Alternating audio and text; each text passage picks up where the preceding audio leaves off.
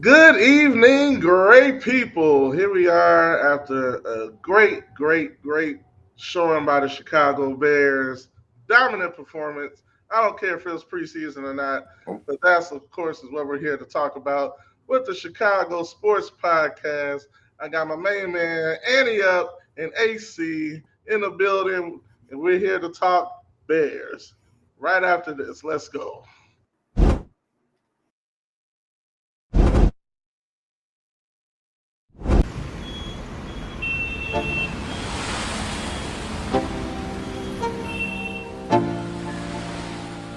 Let's go. Yo. Get up, nah, I ain't a quitter. Toss me the ball, I'm a really big hitter. Big picture, I'm a straight killer. Rising the song to the highest bidder. Got juice, got gas, I'ma move fast. New shoes, new tracks, like who's that? I'm new, come back better than last. Yeah, it's a new me, never gonna look back. Never gonna look back. Cause damn, I was built to last. You move slow and I move fast. And that's facts.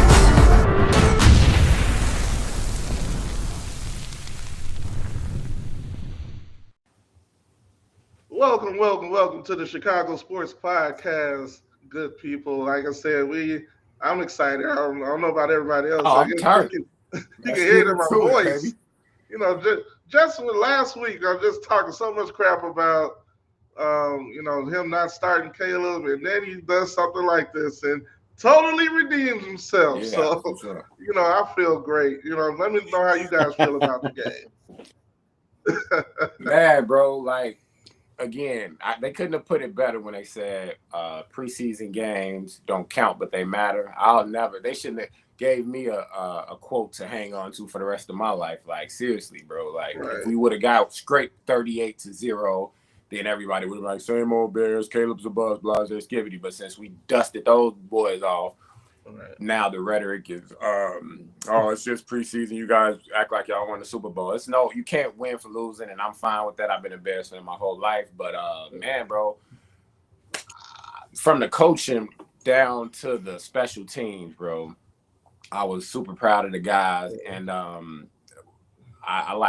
didn't think we were going. I thought Buffalo would score. Like I thought they were gonna come in, but then of course Josh Allen didn't play, and that's fine. But I still Right. thought they would put up a field goal. So yeah, man, I'm super happy with that, and that's a good statement win in preseason. I don't care. Right. And what about you, AC? How you feel about the game? Yeah, you just all I smiles. was like I said, and I think I tweeted about this. I think I tweeted catch 22. I'm trying to not be too excited about preseason, but at the same time, everything looked great. It was on time. It was on schedule. Caleb was throwing with accuracy, with anticipation. He looked comfortable in the pocket, which we have not seen. Right.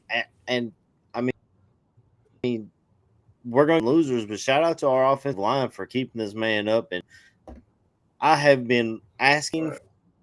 for years to end down the seam. And what do Oh, we thank do you. on the That's very first drive? Met down the oh my seam, god. keep I could telescope out. when, Ah, when they man when they did that, I said, "Oh my god!" I said, Hey, listen, they hear me. I couldn't believe it. I, I was like, "Oh, is this the Chicago Bears?" Like, what? Wait a minute. I like listen. The Bears are the only team in the NFL that will refuse to throw the ball up the seam to the tight end. I I'm don't just get it. like, it, yeah, I was man. It's so many. I know, like I said, it's only preseason. You're gonna hear that. That's gonna be the line for today. I know it was only preseason, but that's what we probably should have called the podcast. I know it's only preseason, but Dot dot dot. right, dot. Yeah, I mean, it was just so much to be excited about. Like, if you're a Bears fan and if you pay attention to the game and you know football and you saw what happened yesterday, I mean, they just looked like a yeah. totally functional like offense. I mean, there were people open all over the field. I mean, the people running open. He had options. Yeah. It was so it was so like visually pleasing just to see how well the offense was running.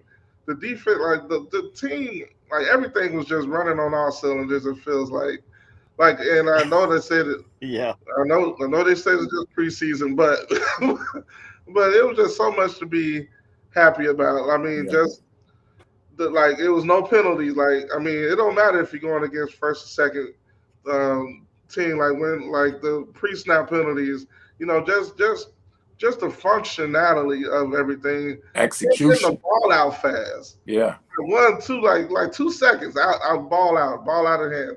You take so much pressure off your offensive line when you do that stuff. Like 1, 2, open, boom. Like Yeah. I mean, it feels like all the players are bought in. You know, when you see how much harder they play, you see the effort like everywhere on both sides of the ball too. Yeah. I mean, Sure. I'm too excited. For uh, sure, man. I agree with you, bro. yeah. So as I know, like we're doing winners and losers, but it's hard to pick some losers out of this one. I mean, outside of the people that didn't play like due to injury and stuff like that. But man, I just feel like there's win like we're winners, like the fans are winners, the Yeah. teams are winners, the coaching was it seemed like I mean man, just everything just seemed so on point. And I, Yeah. and what I'm wondering is one of the things Greg Olson said, and I totally agree with, was was the was this going to translate into wins? Hmm. Like, because I'm not going to act Mhm. like. Of course, we know we're in one of the tougher divisions in football. Hmm. Like Green Bay, Minnesota, and Detroit, they all got solid teams. Yeah. So, like going against that's 6 games, going against them, and then going against the, AFC North and the NFC East. So we're not playing any bums. This year. So like I'm already bought in, and like it might not necessarily translate into a bunch of wins, but I think you're going to see a lot better football being played, Yeah. For and, sure. and, and hopefully it translates into wins. And I Yeah. think we are going to at least get 9. So Yeah. I don't see this coaching staff. I'm again. We're not gonna go out there and just from. I do think we will hit the ground running though. But just to yeah, come out and if we have a successful year, what it looks like to me is more wins than losses. yeah, And another system.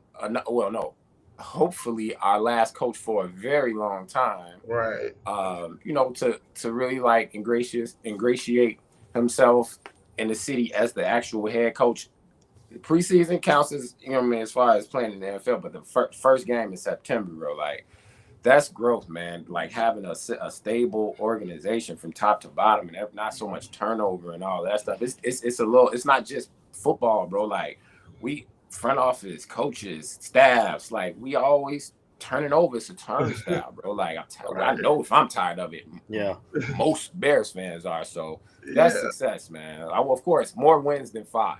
I'll take it back to that. More wins than 5. That's a successful year for us. And again, I want to see some growth from the guys who haven't shown much, and I want to see guys who did show a lot grow even more. So that's what I'm talking about. It is about wins, but that's not the only one. Right. Yeah, I just feel like with everything, I do think it will translate into wins is because I mean, like for the players that have been here for a while, like Jalen Johnson, I think they're going to become like even bigger leaders. Look, we've been here for a while, like Jalen Johnson and Cole Komet. Like we've been losing like all these years, and they'll think they'll be even more vocal leaders because now they see if anybody's going to see the functionality and like the players playing hard and the difference between the coaching is going to be them because Yeah, they've seen it over 3 the regimes. good, the So bad, and the ugly. right, The good, the bad, and the Yeah. atrocious. right. Yeah. So like, Yeah. I'm Absolutely. just so excited for the Bears because you felt like all those things you felt were going to happen. It seems like they are happening. and then you finally get to see it. I know it's just preseason, but like you saw it happen. That's what it was. And like these games do matter. Like you said, they don't count, but they do matter. Yeah, Like for sure. you're playing against people who are That's fighting right. for their careers.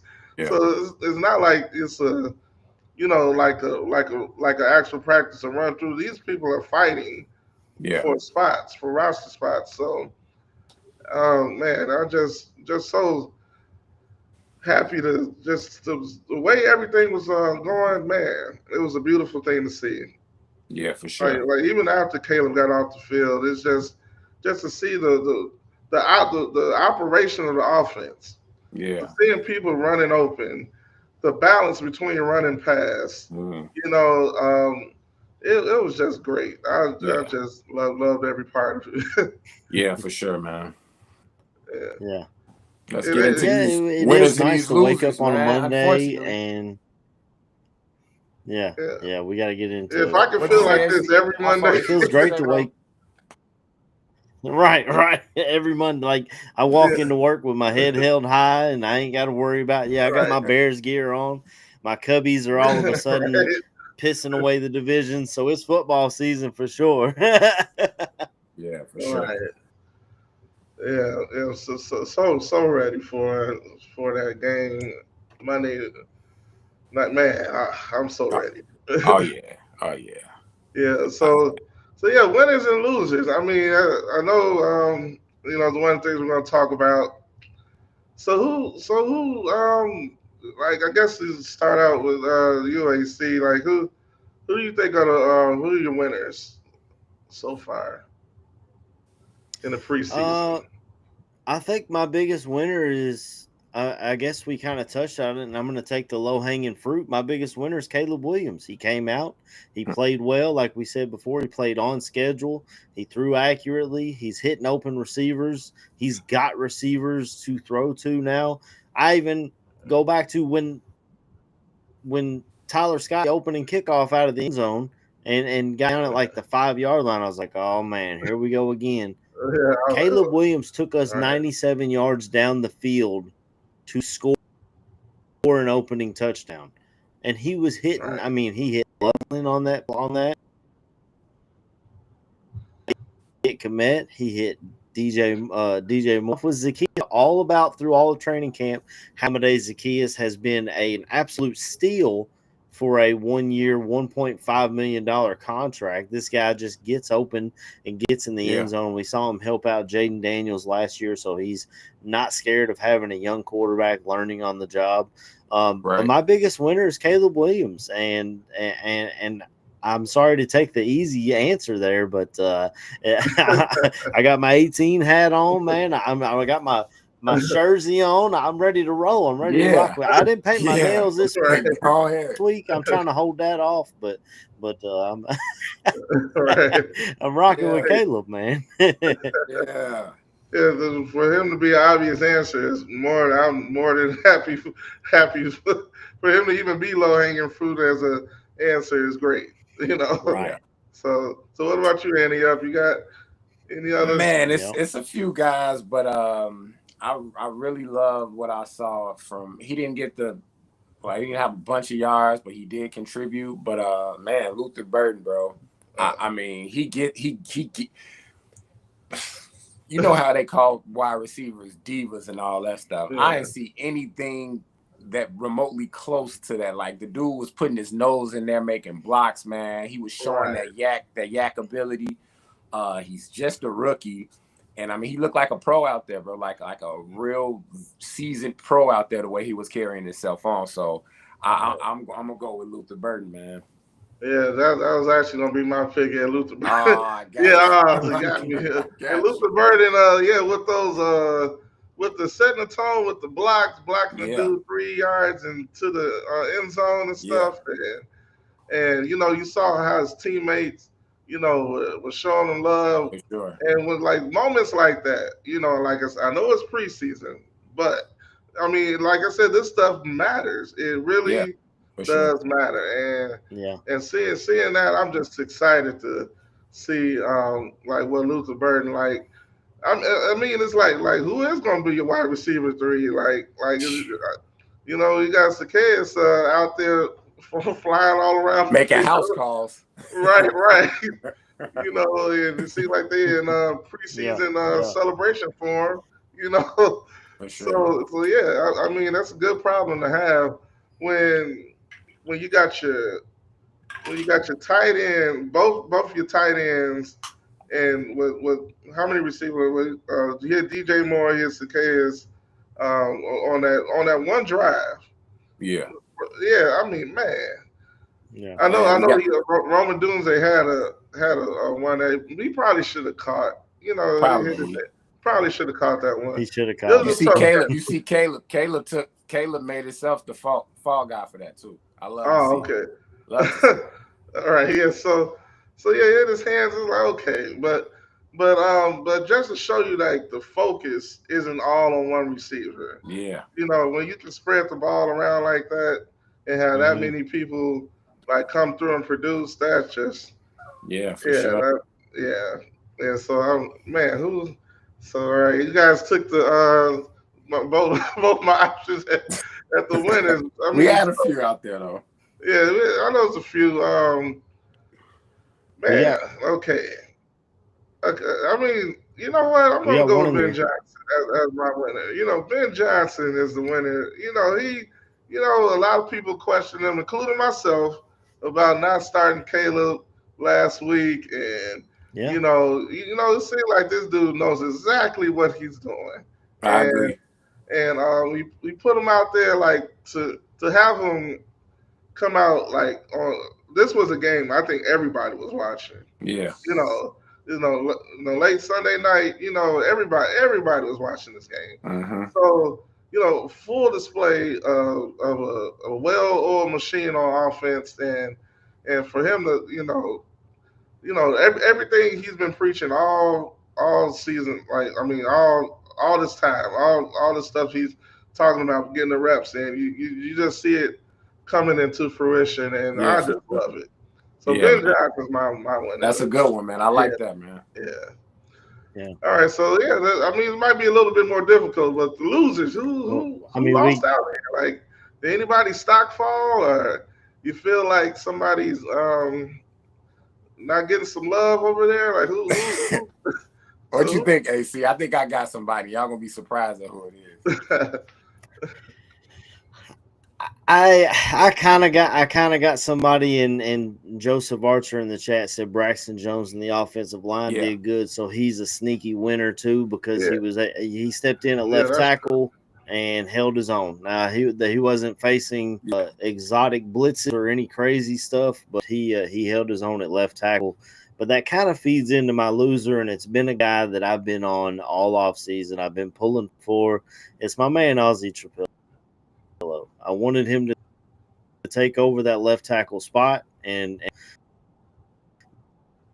but they've already moved him completely out of left tackle, put him into right tackle, Darnell Wright, and you got Trapillo and the Canadian Eagle as your left. So it's hard to find a loser in a game where you win 38-0, but seeing him fall down the depth chart and Right. have them kind of move him around to try to find a spot to fit him kind of makes Ozzie Trapillo. Unfortunately, you've been my guy. Y'all know I've been on Ozzie's bandwagon since we drafted him. But he's been my loser just because he couldn't stick with where I thought he would stick. I thought he would Yeah. work at left tackle, and I thought he would lock position down for us. Now we got to do some more configurations to figure out where he goes Yeah. and where everybody else goes. That's real, man. I for one, I know for sure you've definitely been, and I'm on the Ozzy wagon as well, and I'm still holding out some hope for him. But yeah, I feel like now that's his guy. Now my guy, who I've been on the bandwagon since we drafted him, Hippolyte, man. Hippolyte was out there. Now listen, that speed was jumping off the screen. Don't get me wrong. That 4.3 was leaping off that screen, but he was out of position a few times. He was always trailing the play, and Yeah. I was paying a lot of attention to him. He made a couple plays, slowed some guys down where to hold them up where the other guys come and nail them. But he was out of position and missing behind on plays a few times yesterday. So he was my biggest loser for yesterday. Okay, all right. Y'all made some good points with the losers. Okay, let me see who I got as a loser. I mean, like you said, it's hard to pick a loser when you win 38-0. Um, man, you know what? From watching the whole game, including everything with the like Kevin Warren, man. What's up with this stadium, man? They just out there just displaying a big field of nothing. Like talking about, Kevin Warren, man. What's up, man? With the stadium, man. That's my loser. I'm like, come on, this stuff is dude, like get it together. How you gonna come at Kevin Warren top like that, man? Man, it's like you try to push the idea of the stadium and stuff. Watch Buffalo have their stadium before we do. Well, Buffalo a Super Bowl contender. That's one reason. Yes. Well, Buffalo's gonna move, man. Let me show y'all how to do this. All right. I was gonna say we talking about poverty franchises like Chicago right now. That's what's happening. Lord have mercy. What's going on, y'all? Man, your boy. I was gonna say your boy had to handle some stuff, man. You know what I'm saying? I'm in here now. I'm here now, that, bro. Good to see. Man, Good to hear you, King. So outside of poverty stadium talk, what we got going on? We were talking about the winners and losers. It said wasn't too many losers you could talk about. When I saw them talk about that stadium and just paying over the field or nothing, and I'm just like, come on, y'all. I said, it's just like. Right. Didn't they show the Bills new stadium too? I could have sworn I seen it. I'm like, bro. I said, oh, they get their stuff built, and they show a cutout of Chicago. I said, bro, who made this? Who did this? Whose school science fair project is this? They're talking about we got all this nice land. That's cute. When the hell we building on? Right. Don't show that nonsense, bro. I said, you did a better job editing the stadium on Madden, boy. You're messing up. Right. I'm just looking like, really? And that's why Kevin Warren is my biggest loser. Oh, man. Man, like I said, I guess some of the like I said, with Roshan being hurt. I really like, man, he might be in danger of getting cut. If brother, Wheeler, I like Wheeler. I do really like Wheeler. We don't have a back with that type of speed on that. Even Swift is quick, but Wheeler is twitchy and fast as hell, bro. I like him. He take angles away, bro. Right. Man, yeah. I was gonna say I don't know who the hell 38 is. Right. He was running, boy. He was running like somebody who had told him they owed him money. Yeah. Like it was boy. I was like, who is he? Man, big boy, KB. Yeah. I was gonna say he came downhill nice. I liked his running style. I definitely did. Yeah, when I saw him running, he kind of reminded who's the I can't recall his name. It was a running back we had 2 years ago. 2 years. Big dude. And I just love the way they ran. They ran like you said, they life dependent. It's like Donta Foreman. Yeah, Foreman. Yeah. Yes. Yeah. Man, I was gonna see, man. Me and AC was out there in Oakland when he kind of took the game over for a little bit. I was like, man, I said Donta look nice, man. They need to build with him, and then next season, right? In typical Bears fashion, stay on the team. But hey, I know you good. I mean, I don't know. You always look good when you got the ball. You ran with a purpose. That's what I just like to see. For sure. Yeah. Yeah. So who you got? We talk about the losers. So who you got as your winner from yesterday? Ooh. Who all winners y'all got? Because we all know Caleb was a winner. Yeah. Luther Y'all Burden, speak on Luther Burden, yeah. Mhm. and then Ben I Johnson was one of my winners. I was gonna say Ben Johnson, because all three quarterbacks looked good, man. It was a weird situation. I texted Right. AC at one point, and I was like, I don't know how to feel right now. Right. I had said this on the Barfly Tailgate show, man. I was like, the things I want to see see it be uniform. You know what I'm saying? Yeah. Make it seem like, hey, we can run a competent offense, and it doesn't seem like we scratching the claw for 5 yards. You know what I'm saying? Right. For sure. And Yeah. it started happening, and it was happening in spades. And I'm sitting there, I'm like, I feel like something bad's gonna happen, because this is too much good stuff happening at one point. Yeah, I'm right. not used to it. Not as a Bears fan, not used to it. Yeah, But definitely not.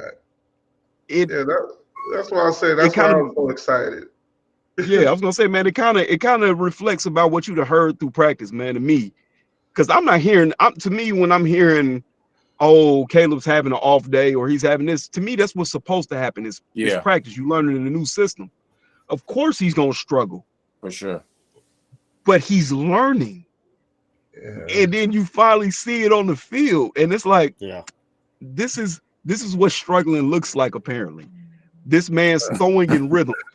Ball is coming out on his back foot on the drop.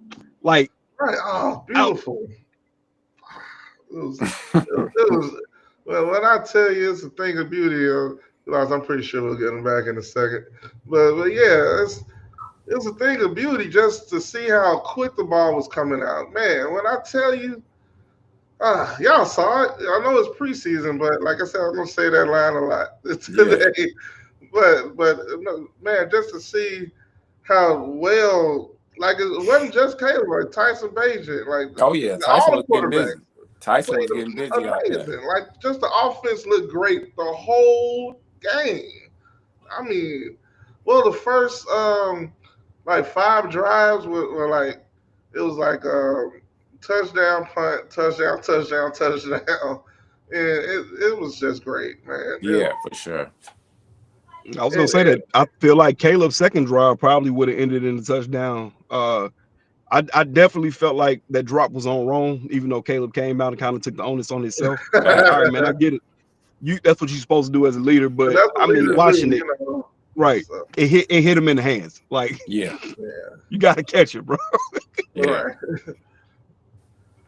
Absolutely. Yeah, and just to see the like, you know, them spread the ball around like that, and you know, you hear about Loveland running open in practice, and then you see it on a like with Caleb, and they're like, man, this dude is running open everywhere, and like you see it like happen, and I'm just excited to see. Right? Yeah, I mean, when's the last time the Bears put up? I know it's just preseason, but when's the last time, you know, the Bears put up 500 yards of offense? Maybe back when we had, right. I was going to say, I was going to go all the way back on it. Maybe, right. When we had Brian Hoyer and that wild stretch of him throwing all them 400-yard games. And what was the other quarterback? The one dude who's now OC for somebody. McCown. Yeah. We had McCown sanity going on. So I mean, that's the earliest I remember. Yeah, man. It's just so good to see. I'm just happy. I'm elated. I can't even just say happy. I need to come up with a stronger word with some more syllables to it or something. He said, I to find a big healthy 50-cent word to use. Right. Go Mike Tyson. I'm ecstatic. Like, right. I was gonna say, man, it felt good to me, man. No, sure. Because like I said, man, it was uniform, and that's all I was looking for in this preseason game. And I don't care if it's preseason, because like I said, we done seen bad offenses in preseason, right? And it stretch over into the regular season. So you hope that maybe this is the bleed over effect that we're looking for, that we come out good on the first week 1. Yeah, I ain't gonna lie. When Tyler Scott like kind of like missed that kickoff, like the opening kickoff, I was like, oh my god. I was just like, I was like, I just looked up Tyler. and I was like, okay. I was just like, Tyler. He caught a TD, didn't he? yeah, he did Yep. catch a touchdown. All right. Nice Yeah, touchdown catch too. So I'm because definitely happy he got one. Like, I was gonna I'm not say very he. high on that guy, man, but that was a nice little play, man. yeah, it I was. was gonna say he ended the night with like 2 or 3 catches for like 60 yards because he had a Okay. he had a 30 yard completion. Oh, go. Hey, I Yeah. must have missed it. Look at my selective eyes over there. All right. Right, it was so much good. It's like, oh yeah, Mr. 30-yard catch. Like, how many? When you talk about explosive plays, I mean, it's like they were happening all night long. It just, man, it's just looks so Yeah. refreshing. Bears just look like they look like a powerhouse on offense. Like, I know it's just Hey, preseason, but Hey, I don't. Did y'all see the little clip that it was Amon-Ra St. Brown and Gibbs talking to the reporter from Detroit? She mm-mm. asked him if she was like, "Did y'all watch the game?" Blah blah blah. They was like, "Yeah, we watched it." Jameer Gibbs was like, "Man, yeah, it's funny watching them run the same plays we were running." And then as it was fading out, Amon-Ra was like, "Yeah, man, hopefully that lasts only for another 2 weeks."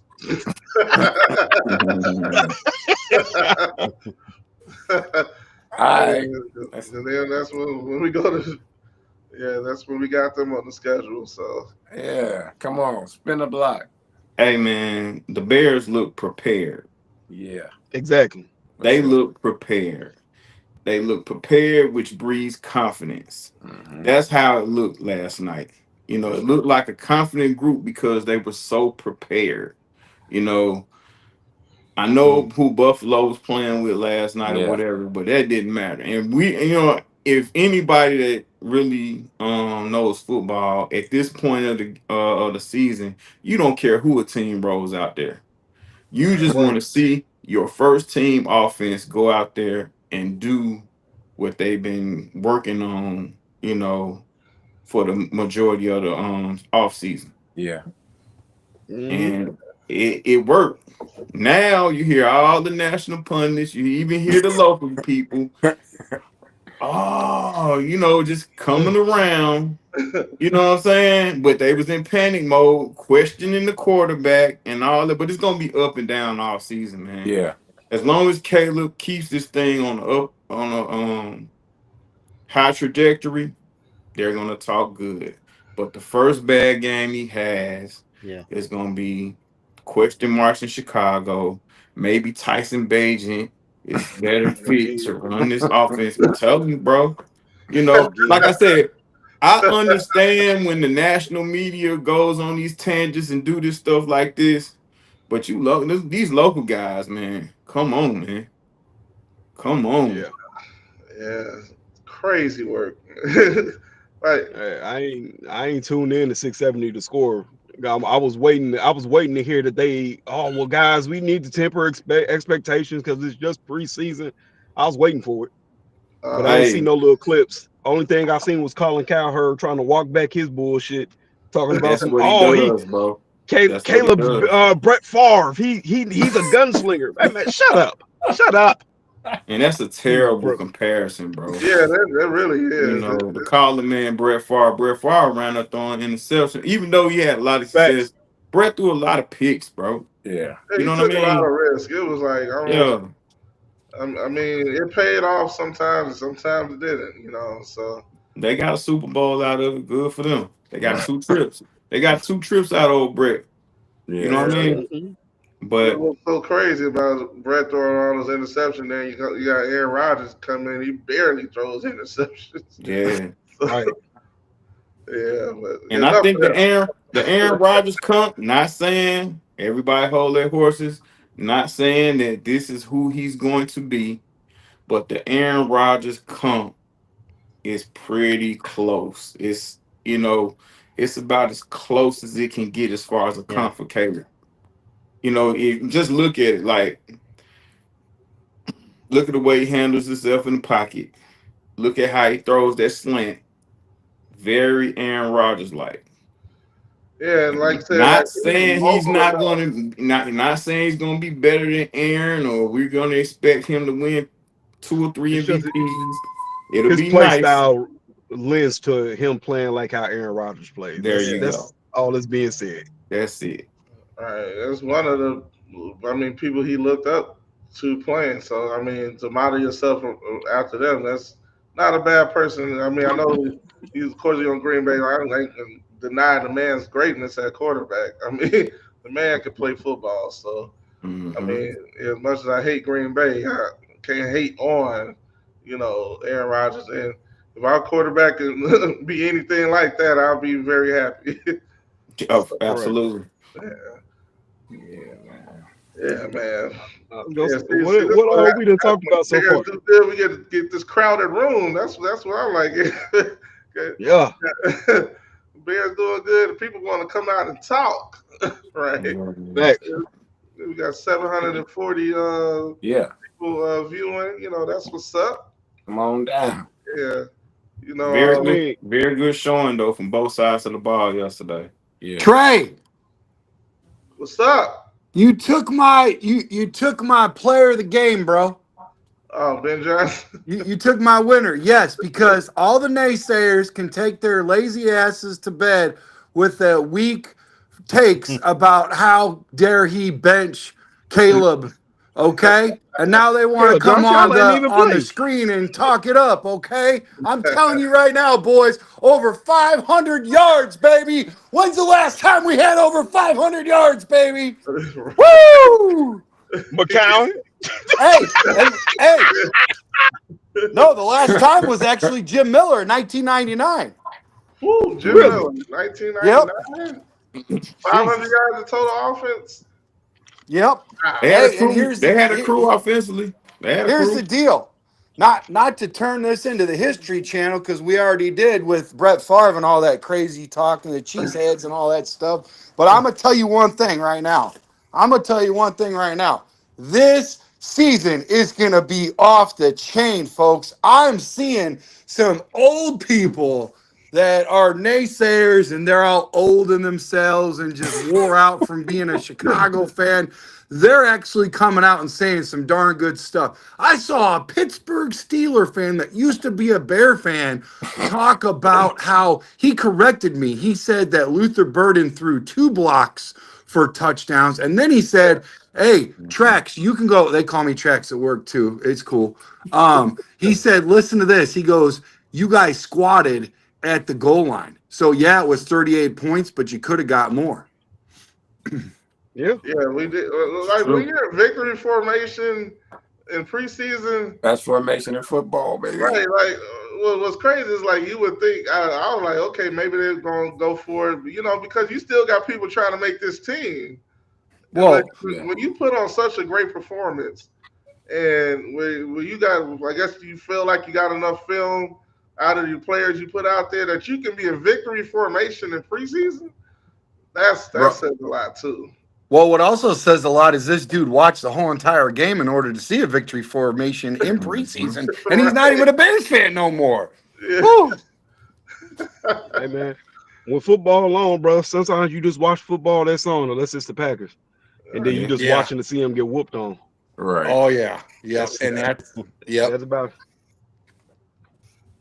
Oh But man, like I said, it was uniform and it looked like the Bears finally got to a point where we're in the modern day of football. Right. And because it went across all 3 quarterbacks, it just Mhm. it makes you feel good. Like I said, bro, I don't give a damn if they 3rd or 4th team players is out there. They're trying to make the team. Yeah. Yeah. Their Mm. coach came out and said that shit is eye opening. Like we can't have that type of performance. We need to do better. That says all I need to know. They thought they was gonna come out and compete. Hey, what They got ran off the about field. What about Annie Up's guy, Antoine Randall coming out of the tunnel, man? They showed that guy highlight reel. I think that was on Chicago Bears. That was on NFL. Like everybody was like, that guy's bringing energy, man, and Yeah. you're gonna feel it into the whole entire building, like reverberating. And what was that high dollar 8 comma word you said earlier at the beginning of the show, Annie Up? Man, you got to stop that, bro. I don't think that You're a was me, lyrical bro. genius. I forgot what it was. It I was a don't very think that was me, sir.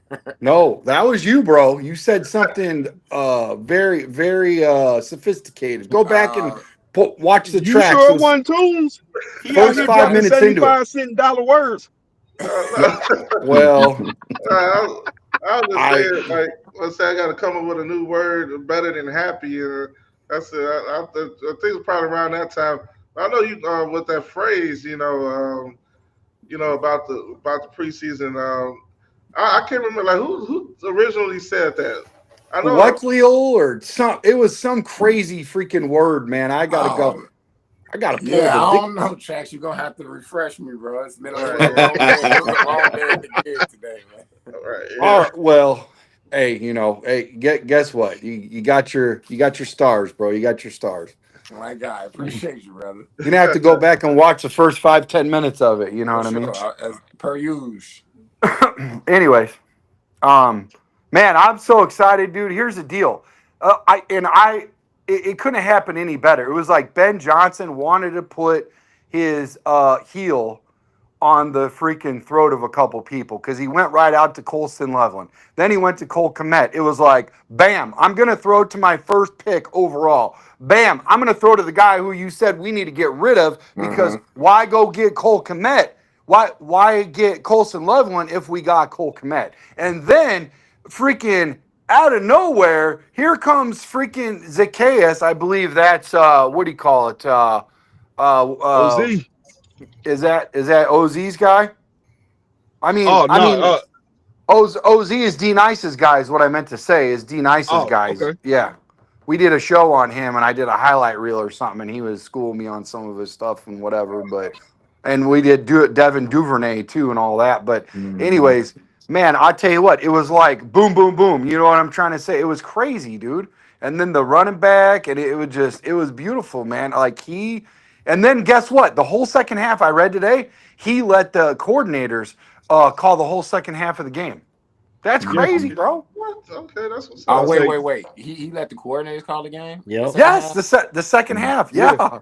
yeah, Declan Doyle called the offense, and then it wasn't it was Al Harris that Mm-hmm. called the defense the second half. bro. That Yeah. is a flex, guys. That Yeah. is a flex. Yeah. Oh, wow, that's what's up. They said I that like that they did I that. guess that little wink that he did at the end of the game, Uh huh. Mm-hmm. they said that Declan was radioing over to him like, hey, I think we can stop trying to score now. And it was supposed to be him winking at him like, all right, man, that's fine. Mm. Oh, okay. So they That's know what's each up. other that well now to pick up on that stuff. Oh, yeah, Shit's they crazy. Like should. when I say something real stupid and out of pocket, and Darius starts shaking his head left to the right, I know I said something really messed up, bro. And then if he starts massaging his beard, I'm like, oh God, what's going on, dude? What's happening? He What's said I'm a thought happening? mode. Yeah. I will say this about that opening drive, because I know we're talking about what I'm saying, a couple things that had happened. To me, one of the biggest things was seeing Cole Kmet actually be able to run up the seam and be Bro. hit running up the seam. Because Yeah. I don't know about y'all, I've been calling for that since Cole Kmet has came to the Bears. You're right. I was like, why Why don't is he they not throw the running the ball up seam route? the field? like it's one of those plays like you see, like Dallas He's run a lot and Kansas he's City, actually like running. Yes, tight end, like up the seam. It's such a He's just actually ran it a few times, but nobody ever throws him the ball. Yeah. it's Oh. weird. Yeah, Weird. I don't It's throw almost it to like that's him. seam and weird. slant routes work. We should Yeah, run them more. but Man, I'm um, convinced, guys. I'm convinced, and Caleb did a good job of making Braxton Jones look better than the Yes. last week. But I'm yeah, convinced that our left tackle was playing on Saturdays, man. We don't That's have one. possible. He's playing on Saturdays. That's Our very left possible. tackle is playing on Saturdays, and we won't get to see him till April. Mm. Oh Yeah, that's possible. snap! Oh, he been saying that a little I'm stretch now too. standing on it. I'm standing on it. I'm standing on it. Who you looking at, D Nice? Right now, I don't know Yeah, yet. It's a few guys. I'm not actually. Boise State has a very good one. I know that for really. sure. Boise State has a very good left tackle. Um, of course, the Power Five guys. The Power Five teams. I haven't yet given it a deep dive, but I know for sure Boise State has a real good one coming out. We're gonna be picking in the late 20s, man. So I don't Hey, know. listen, look, Our first what we round pick want. gonna be in the late 20s this year. He's So believe me, he's playing on Saturdays, bro. Like I've been rooting for Braxton Jones. I've been rooting for Braxton Jones, and he's in a situation where they can't help but start him, bro. Mm. Cause like I Yeah, told y'all about Ozzy, if he couldn't take the job, or if he couldn't hold on to the responsibilities of getting these first team reps, he's not the guy. I agree. He's not the guy. Because they were they're even mentioning giving this job away to an undrafted guy from Canada. Now, Canada has some excellent athletes, and I'm not saying nothing against him. If he earns this job, then so be it. But the fact that you picked a guy in the second round that couldn't come in and take a job that was up for grabs, that's a sign for me, dog. Yeah, nah, for That's a sure. sign for me. And it's nothing against him, but he just not the guy, bro. And it's okay. We gonna thug this thing out with Braxton. Let's get it. And look, from now on, you're not gonna hear any criticism of Braxton Jones coming from me because I understand where we at, and what's understood ain't even got to be talked about. yeah. Did you hear what the our O line coach said about Braxton? I think after the game last week. I Um, did. yeah. So when you hear stuff like that, and you say, okay, can they fix that? For those of you that don't know, like he pretty much was pretty much saying like, yeah, he did great in practice, and then when the game came on Sunday, like he was like went back to some of his old bad habits, and Mm-hmm. then he went up and talked to him like, "Yo, you can't have that. Like you got to be consistent and all of that stuff." So when not only I like the transparency of the coach to Yeah. even say that, but to say that, and I mean, he's like, And "Yeah, rush my hour. job is to inspire these guys and get them in the right position, like so you recognize what you're supposed to do as a coach." And I think it's possibly that these guys could grow and get better. So I mean, because obviously they haven't been getting coached properly, True. almost pretty much the True. whole time. So like you hope like you can get like I said, I do think we're still gonna have to draft the left tackle, but you still hope you can get the best out of Braxton Ozzy. Jones for this But I season. mean, Tunes, Braxton. Yeah. Tunes, check this out, Tunes. It can be fixed, but we ain't got time, bro. And I say that because this is Braxton's contract year. Yeah, Okay. It may look to be fixed by week 6 on to the end of the season. But because you think he's fixed, are you willing to pay him market left tackle money for the unknown? Mm. Or for the known. There you go. right. Yeah, like what kind of contract would he expect to get? That's what I'm saying. And look, his representation, the job of a representation of any of these players is to get the most. You know what I'm saying? Like, we not gonna start low Right. Yeah. because the market says we don't have to. Right. Now, because of Caleb's play, if he has taken that next step, okay,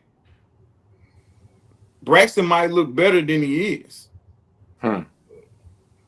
That's true. Okay, but are we going to pay a guy because he's looking better because of the quarterback play has gotten significantly better, and pay him what the better left tackles get paid in this league because he can slip up and be a Pro Bowl alternate, and God, man, You ain't like because man, already Pro Football Focus is you see, but you see where I'm going. The yeah, representation of this player is going to look at all this, the Pro Football Pro Focus, yeah, all these things that got him ranked in the middle of the league, right, top 12, and he's gonna say, "Look, there's a price that comes with this. yeah, Nothing before. Yeah. Listen, if he has a decent year this season, nothing in the past matters. Mm-hmm. right, Yeah. Yeah, you're right. yeah, So the Here's question the is, question though. To me, the question is, can Trapillo elevate into a left tackle in the future? He might not be that guy as a rookie, but he's got another year of coaching, a year in this program, learning this system. mhm, Who's to say he can't grow into the left tackle that we need him to be forward? And then that saves you. Then you got your left tackle, your number one wide receiver, hopefully, if Rome does what he needs to do, and your quarterback all on rookie mhm, contracts. We can go trade for mhm. Trey Hendrickson if we want to. I'm saying. But no, AC. Listen, I get you, and I understand. But I also understand why the Bears haven't really pushed the issue of getting Trey Henderson because of the uncertainty at left tackle. Mm. Right now, because it could be a choice at the Yeah. end of the year. Hey, Hey, Darius. yes, Darius, sir. real quick, I got to bounce, guys. Hey, I just want to say it was a pleasure being on the show with you guys. You guys are amazing. You guys are killing it. And I'm going to sit back and listen to the rest. But, man, thank you guys again. You guys have a good night, okay? all right. You too. Appreciate you. That was Outro. same man It tracks. could be. It could be a situation I this next off season. It Uh, could be a situation this next off season that the Bears have to choose and getting this edge rusher or signing a premier left tackle. You see what I'm saying? yeah, right. Because That's why I don't think they're gonna Mindset, really. is he gonna come through? And it's so many things that you like that could happen that Mhm, you like you almost like my I know Montez Sweat was hurt a lot last year. But like I really feel like he needs to have a great season.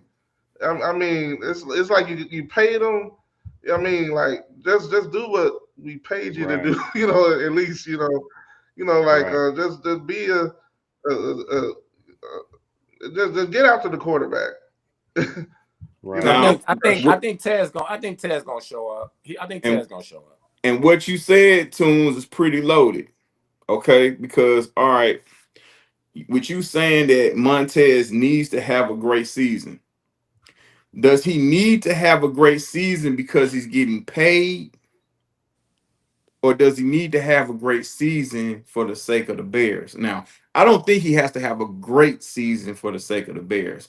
I think 12 sacks would be pretty good for the sake of the oh Bears. yeah, I'll be happy with that to be honest with you. But I'm not 12, gonna be honest with you for 12 sacks, man. Give me 12 sacks every year, please, sir. well, Right. hey, listen, 12 sacks is looked at as pretty good, but now these guys getting 15, Yeah, 17, yeah, 18. true story. But for the Bears, I think Montez and that defense is solid as a rock with him getting 12 sacks because I do believe that they're going to get pressure from other places. Yeah, Yeah. And I think other guys are going to step up with 6 here, 6 there. My guy might have 7 or 8 on the other side, depending on how they're going to play it. But normally, Dennis Allen's defense don't have 2 guys that's going to generate double-digit sacks. Hmm. Because he's pretty exotic and he brings pressure from a lot of different places. yeah. Okay. So 12 sacks is cool for the Bears, but for what he's getting paid, them numbers look like 15, 16. Yeah. But I'll be happy with 12. If we can get Yeah. 12, yeah, that's fine. I mean, and a lot of pressures. You want to get a lot of like Yeah, the ones I that know, don't count on the stat sheet. right? Yeah. Yeah, And I'm gonna get people prepared now. I think you guys know, but the way Dennis Allen plays and giving these exotic looks and sending these blitzes the way he does, and the way he chooses to be aggressive and exotic, be ready for some big plays happening Mm. for the other team. Hopefully not often, that's but very true. surely, because the Bears will get almost home, but they can't quite get home, especially on a guy that can move. And if you can't get home, it's gonna Yeah. be a dude out there waving his hand Hey, wide I'm open. open. Hey, look at me. Yeah, you know what I'm saying? So we have to prepare for those tough times right there because it's gonna happen. We just got to get prepared for it. Doesn't mean the defense stinks. It just means that we have to focus on getting home by any means necessary. Because exotic means risk. You're gonna take risks. Right. You know what I'm saying? High So risk, high reward. Yeah. yeah, man. You know, but all in all, I think this defense is going to be very good. Hopefully, we stay healthy. It's a shame what happened to Oh, Smitty. It's a shame what happened to Smitty last night, man. Yeah. He's one of my favorite guys over there, dang, man. bro. And I hope he gets well soon, man. He comes back stronger. You know, from the Chicago Sports Podcast, Smitty. We Yeah. with you, bro. Yes, Get sir. well soon. For sure. But it was a couple of guys that got banged up. I don't know the severity of them, but we know Smitty was high level. Yeah. And Right. Yeah, it's always a Non-con shame knee to injury. That's yeah. ugly. Yeah. And when I seen him fall, I was like, I oh, do got a list I because said, I man, googled it. Yeah, Mhm. I do got a list because I googled it. Who's came out injured from yesterday? So we lost. Remember at the start of the game, the running back was Hankins. He got hurt with a knee injury. Mhm. Of course, Terrell Smith, the guy we just talked about with the knee injury. Defensive ends Dominic Robinson and Austin Booker both went down with an ankle and a knee. And J.P. Richardson went down with an ankle as well. Of course, Smitty is the big one, but Dom Rob, I don't know the severity of it, but I'm worried about Austin Booker because we started seeing flashes that he could possibly be that rotational pass rusher. Mhm. And I don't know if I talked about it on this air in the past, but Dennis Allen is the guy who made Trey Hendrickson out of a 5th round pick Mm-hmm. from Yeah. yeah, BFE small Mhm. college. He's the guy who made, I mean, we're talking, he's the guy who made Teron Armstead out of Arkansas Pine Bluff. Bluff Yeah. a Mhm. lockdown left tackle. In Mhm. completely the guy, but he's part of the coaching staff. So, but it just Mm-hmm. sucks that you hope to get through preseason without difficult injuries, and when you see Terrell Smith non-contact knee injury, it's either an ACL or an Achilles, and his season's probably done for it. Mhm. I don't think it's came out officially yet, but it didn't look good, and I hate that for that dude because. And they talked about the CB2 position being wide open. This is a guy who, if Jalen Johnson can't go week 1, they were going to lean on him. If, Terrell, Tyreek Stevenson does something dumb, this coaching staff is going to yank him, and Terrell Smith would be a guy that they lean on. I just, it sucks. But does he have a long term contract, or is I'm not sure what his contract situation is, but he's It been here for a while. Who, I know. Smitty? Terrell coming up. He Yeah, been Smith. here for a few years, bro. I think Smitty in year 3. Yep. I Yeah. think he's in year 3. So I think he got he may have a 4-year deal. He was a what, 3rd, 4th round pick One of those for sure. out of Minnesota. Third. Third round pick. Okay. Um, he should have 3 or 4. He should Yeah, have 4-year Minnesota. deal for. Yeah, he should have 4-year deal. Um, and the running back room. Now we mentioned the running back room. Okay. Right now, Mm-hmm. how do you guys feel about the running back room with these guys being banged up like they are? And I asked this because DC is putting Brian Robinson up for trade. Now I don't know about you guys, and Let's go. he's not the most like straight up explosive guy, but he runs hard Mm-hmm. and he can get past the first and second level. Now he Yeah. might not break that thing all the way to the end zone, but he can get you six. He can get you six. Mhm. So Yeah. how do y'all feel about number one drafting for a running back, and how do you guys feel about the running back room in general? I like the room, bro. I was one of the guys who was beating the table. Or I was like, hey, if we can get Chubb in for million and a half, come on, let's go. I wanted my number one guy was Dobbins, of course. But looking at, again, it was preseason, but we gotta retool offensive line, and we weren't trash. Well, Swift definitely wasn't trash last year, like Mm-hmm. most people who don't watch the Bear game think. So Mm-hmm. so take that last season and put these guys in front of him. He has over 1,000 yards, five or six TDs, and that's a successful year, in the NFL. So I'm not. The injuries are a little different though. So, but I still don't know if I will go get Robinson though, because I truly think Monanga is going to be one of those, and the coaching staff does too. We know Swift can play in the league, and like I told the guys before you popped on, D Nice, I was an Ian Wheeler fan. I was an Ian Wheeler fan from last preseason, and he got hurt. So I'm not mad at the running room at all, bro. Yeah, I like how the running back room looks. Especially when you got a seasoned coach. You got the enemy there, and he's coached Super Bowls, and you got that experience with him. He coached, um, like great running backs before. I can't name is leaving me right now, but Minnesota's when he was on Minnesota. Yeah, Peterson. It, yeah, so I definitely have confidence in what they can do, and like I said a few shows ago, like I definitely I'm picking Swift as like one of my dark horses to make. I think he's gonna have a Pro Bowl year. Uh, I think he's gonna flourish and be one of the recipients Mm. of like all the good things that's happening around.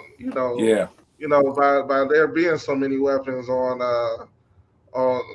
the ends and stuff, and how much they are going to lean on a running game and Mm-hmm. not know what's going to happen, because like the players are going to design, they look the same. Like when they come up, the running plays look like passing Right. plays and stuff like that.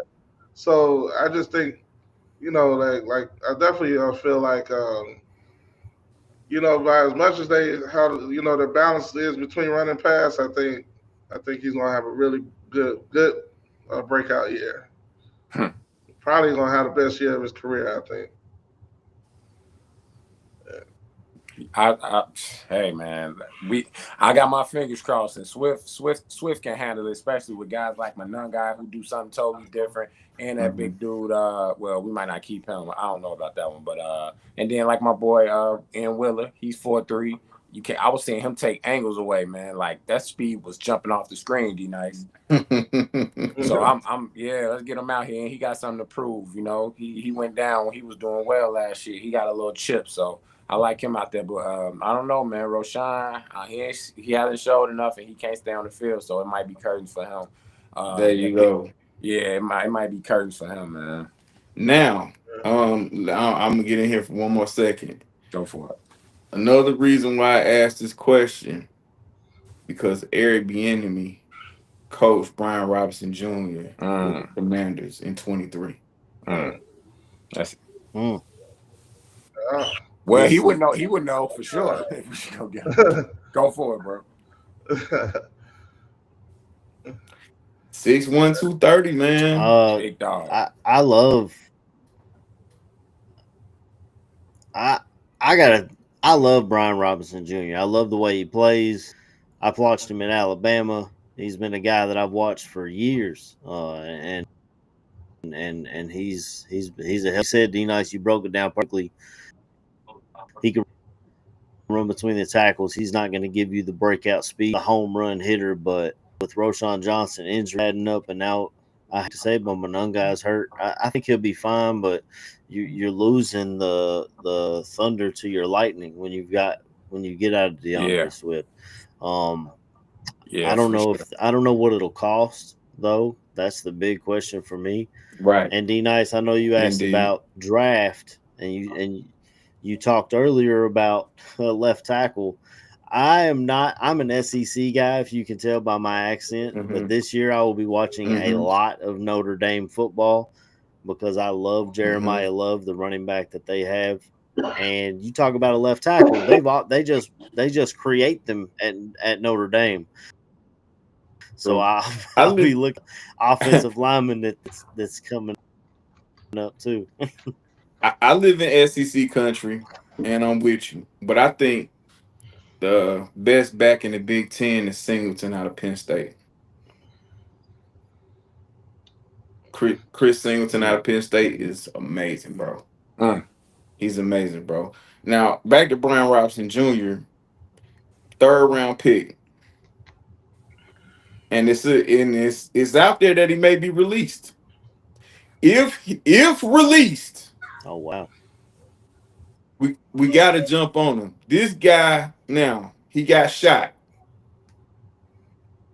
Okay, he came back. He plays 50. He played 13. He had 13. He played 13. He started 13 games last season and got you 800 yards on 187 carries, bro.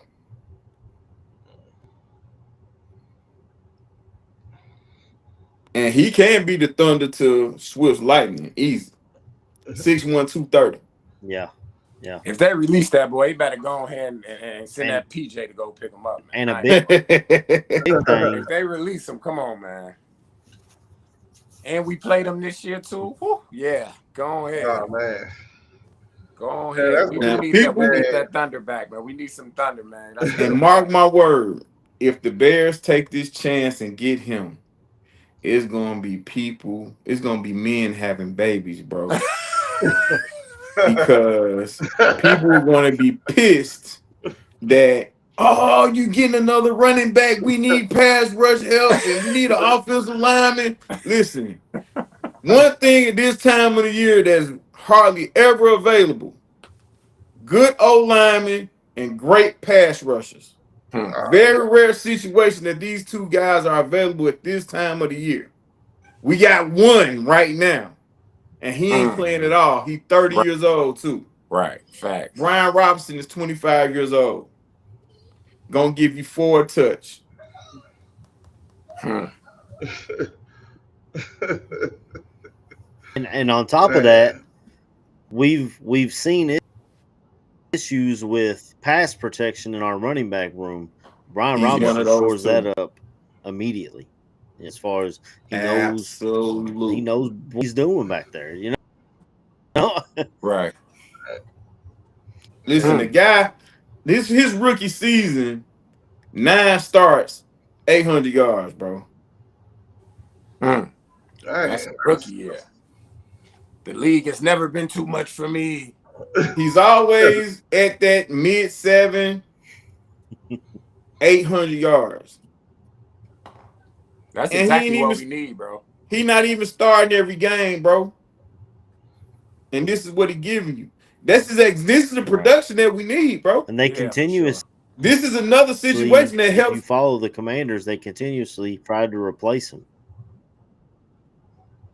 I guarantee. Listen, I don't want to sound like Charles Barkley and guarantee things, but if he's available, the only thing stops him from coming to Chicago is the dollar amount. Or Chicago can say, "Hey, we're gonna pay you this, and you prove yourself." And he gonna have opportunities. Yeah, for sure, for sure. Well, listen, Roshan has been real. Hey, the young man that got hurt yesterday, get well soon. Monunga, we got you. Yeah. hey man, I'm getting him. Yeah, nah, I'm If he getting ain't him. talking too crazy about that money. Yeah, for sure. I mean, certain things just make sense, bro. Like, let's keep it real. You know, you got a guy that knows him. Yeah. EB knows him, bro. Yeah, for And sure. at the end of the year, if the Bears want to say goodbye to Swift, you can sign this man to the money you paying Swift. Easy. Yeah, man, that's definitely something to talk about, bro. I would go do it, man. Make it happen. If it again within Bro, reason. bro, Yeah, that sounds like a good move, actually. man, come on, OP, man. yeah, man, you doing your At homework on 25, that. at 25 years old, and people crying for a 30-year-old pass rusher. Right.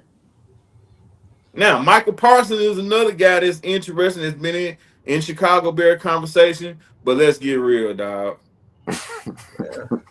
They Man, not if gonna pay Dallas him. gonna sign him, that's got. I think Jerry Jones just loves the theatrics. I think he I thrives. agree. Oh, he loves this shit. Like he's like, yeah, give me all that attention, Yeah. all that talk. Like bring it. He Like, I mean, he he called loves he it, called a soap opera. He knows what he's doing. man. He called his team a soap Right. opera. He I knows mean, exactly what he's doing. The Wednesday before they kick off against the Eagles, we're gonna hear breaking news. Micah Parsons is signed to the biggest quarterback Hell yeah. deal in NFL Mhm. history, and that's just what Cowboys do, man. They waited on Dak, waited on CD. They're Yeah, gonna it's wait on facts. and they figure it out. Yep. isn't Yeah. Micah who did he get drafted like right after Fields did? Yeah. Yeah, Yeah. like the next pick. Uh, Hey, look, man. If you don't do shit right the first time, you gotta do it over, unfortunately. That's how the game go, dog. That's how it go. yeah, I know there's another team. That y'all, I watched the Jets preseason game. They played the Giants, right? Yeah, the Giants. And Yeah. I'm just like, man, I think they ran the ball almost every time. The Jets. I said, Hall is going to like definitely lead the league in rushing that shit. But no, If he's listen. healthy, Believe it or Jesus not, Christ, Tunes. Believe it or not, Tunes. Brees Hall is kind of in that same situation that Brian Robinson Jr. is in, bro. really? Yes. Now, the Jets got got a running back. They got two running backs. Brees Hall is cool. I like Brees Hall.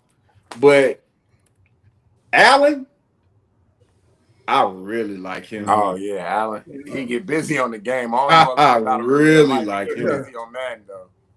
I really like him, and that's what the Jets gonna have to do, bro. They're gonna have to run the ball, and hopefully Fields can make a play or two. But he's not. See, I that's ain't. the thing with Fields. I think the Jets collectively could lead the league in rushing Oh because yeah. when With you Fields got on your Fields team. on the field, he's a threat to run himself. So even Mhm. if you do like hand it off to the running back, he's drawing so much attention to the other way that your running back, that gives your running back lanes. So like Yeah. even with the Bears, it was like that. The running game was so on point because Fields was always a threat to run.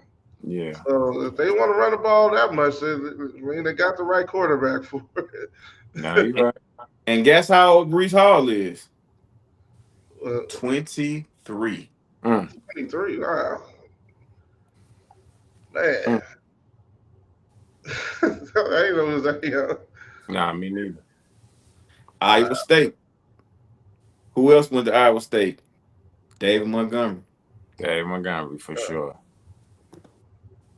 Yeah, man. We definitely need to look at some. And what about our secondary though, guys? Like our strength is it's not looking weak, but it's looking banged up, man. Like the biggest Yeah, strength of the right. team last year, bro. Like Yeah, it's this doesn't sit well with me, fellas. I know you can't predict injury or anything, but man, I really like Smitty. We see Jalen been out for a while. Stevenson cool. Who else? Nashawn. No, he good. Who else Yeah, we got? but we got I a saw. versatile, Huh. safety, bro. I want to say he played with either San Francisco or the Giants. Number 24, I can't. His name escapes me, but I think he went to. I want to say he went to Notre Dame. I could be wrong. Hmm. What is his last name? God. Anyway, I believe that he can. He will make this team, and he's going to pick up the slack that Smitty left. But Smitty, man, Smitty can be in this league and be a starter in this league, Yeah, bro. man. Zay Yeah. Frazier. For We don't real. know what he is. Well, hey, Zay Frazier popped out yesterday though He did. on special teams. He Oh, almost blocked. He almost blocked the punt. okay. All right. All right, Zay. Okay, that makes Yeah, me feel good. and he been gone most of the year, but he looks fast. He Hmm. looks prepared, and he looks eager to earn the keep. And this may be an opportunity for Yeah. him. Okay. There we go. There we go. Listen, bro, this game, it's unfortunate when guys get hurt, but it's opportunity for the next man to come Yeah, in and show what he can do, for bro. sure. For sure. And we And they might not have been ready to throw him out there this quick, but hell, it might be time, bro. This a passing league. It's gonna be a lot of quarter and dime looks out this yeah, mug, bro. absolutely. Especially in our division. Especially in our Right. Especially in our division, bro. That's one thing I'm glad I said my our general manager does have a good eye for defensive backs. So hmm yeah, might not be offensive lineman, but defensive backs he got down. Pat. Yeah. build We them gotta up find, just to Offensive build lineman. them up just to tear them down, huh, Trey? yeah. We gotta find one guy on this damn. I'm sure one guy on this damn staff can identify a left tackle, bro. I'm sure of it. I'm Yeah. sure of it. Right. So It's we're Dan gonna have to see Rochon. about it. Yeah, we're gonna have to Yeah. see about it, man. Right. Man. Yeah, it's gonna be listen, this is gonna be a very exciting year, bro. Yeah. And Yeah, I I totally got my agree. seatbelt on, bro, for the roller coaster, man. Yeah. So y'all, how y'all feel about this the coaching staff? What would you give? I know we talked about the coaching staff a bunch of times, but just for what you're seeing out there on that field, preseason or not, how do you feel about the preparedness and what the coaches are preaching? Do you feel like the players it's resonating with the guys? And I know it's still the early stages, but what's your thoughts on that, fellas? Like, how you feeling about our coaching staff, man, having these guys ready to ball out? Yeah, to be honest, man, it's like, of course, especially when you get a new head coach, right? You it's like it's always like a little bit more optimistic than you usually are. You're like, okay, we're turning it around. It's a fresh voice, so you feel good. You want to feel good about Hmm. it. And so you naturally, just like, yeah, okay, let's go. I remember when we got Nagy, it was like, all right, let's go. We had a good season, and then, went a little bit down. But I remember like seeing like the opening press conferences for all these coaches and stuff, Yeah. and all of that. This I can honestly, truly say, just Yeah. felt different. Like from the opening press conference, like I ain't gonna lie, I thought Nagy had a good one, when he came in and stuff like that. Even Flus was like, like, I when knew he Flus didn't was gonna come go in, on. yeah, I was like, who is this guy? I said, man, it's like one of those I hope this works out kind of feeling. Man, like Ben Yeah. Johnson just seems like he is about business. It's like Yeah. I came in here. This is what I'm going to do. This is how we're going to do it. Yeah. And it's like I mean, when he talks, he has excitement in his voice, like Yeah. and it seems like he doesn't sugarcoat anything. You know how you Nah. get the word salad with these coaches and stuff. Yeah, yeah. They're pretty That's it. open, like with what That's it. the entire coaching staff. As a matter of fact, they're very open. They're gonna tell you what they feel and what they think about the Yeah. players and all of that. So you got to appreciate that. For sure. And like I said, up until last week, I was like, man, why would you not play Caleb? And hey, this man obviously knows what he's doing. Yeah, So sure. and when I heard Courtney Cronin talk about something over the last three practices in particular, something just clicked. She was like something clicked in particular, Yes. and she was like, I don't know what happened, but these last 3 days in particular is something like snap with Caleb and specifically, where they was like, you know what, something happened, like when you see that translate, and you see the game plan, and you see the plays work, and you hear all the players say, man, we're getting coached up hard, man. The coaches are on us. They're so about the details, the details, the details. Like that's what you want to hear because Mm-hmm. like you can coach until you Mm-hmm. get it right, or you can coach them until they don't get it wrong. Ever. Mm-hmm. You know what I'm saying? That's what the difference it feels like now. Right. Yeah. And listen, you're spot on, Tunes. And another thing to love about Ben Johnson is that as a coach, another coach or captain of a team, your job is to breed confidence in Yeah. in the players around you. Whether you coaching them or you playing next to them week by week, or you sitting them in the locker room every day. Your job is to breed confidence into these guys. And if you listen to Ben Johnson talk, it's straight, it's direct. He looking everyone in the eyes. Like you said, it's no word salad. And he has a list of demands that he's looking to get out of the players that he has, that he's coaching. It's no uncertainty. It's not no, oh, we got to figure out why, or we got to see what these guys can do. There's a direct order from the coach. Hey, look, Right. this is what we need from you. If you can't do it, we're gonna pull you out. We're gonna bring somebody in here that can, and you look at them long enough, maybe you'll get it right. If you can't get it right, you won't be here. Right. It's straight Yeah. like that. It's not all we gonna see. It's not no, oh well, we gotta give we gotta give them time to see. We gotta look at tape. Nah, Yeah. We gotta look at the you know what I'm tape. saying? He actually has his hands, even though he's trusting of the guys that he's hired to be a part of this thing, he Yeah. has his hand on every facet of this football team. Right. You know, Mm-hmm. he doesn't have a bullshit ass relationship with the offensive coordinator. You know what I'm saying? Right. He has direct control and command of the football team. That's something that we didn't have in the past. Right. Mm-hmm. Right. And it's a good thing because like when you're the head coach, you know, before you just had to worry about golf and the Detroit offense. But now you're responsible Right. for both sides of the football, and you want That's to right. like set that example, command that respect, of the room, and like you said, when you come in, you're standing on business, and you're hard on them, and you holding them accountable.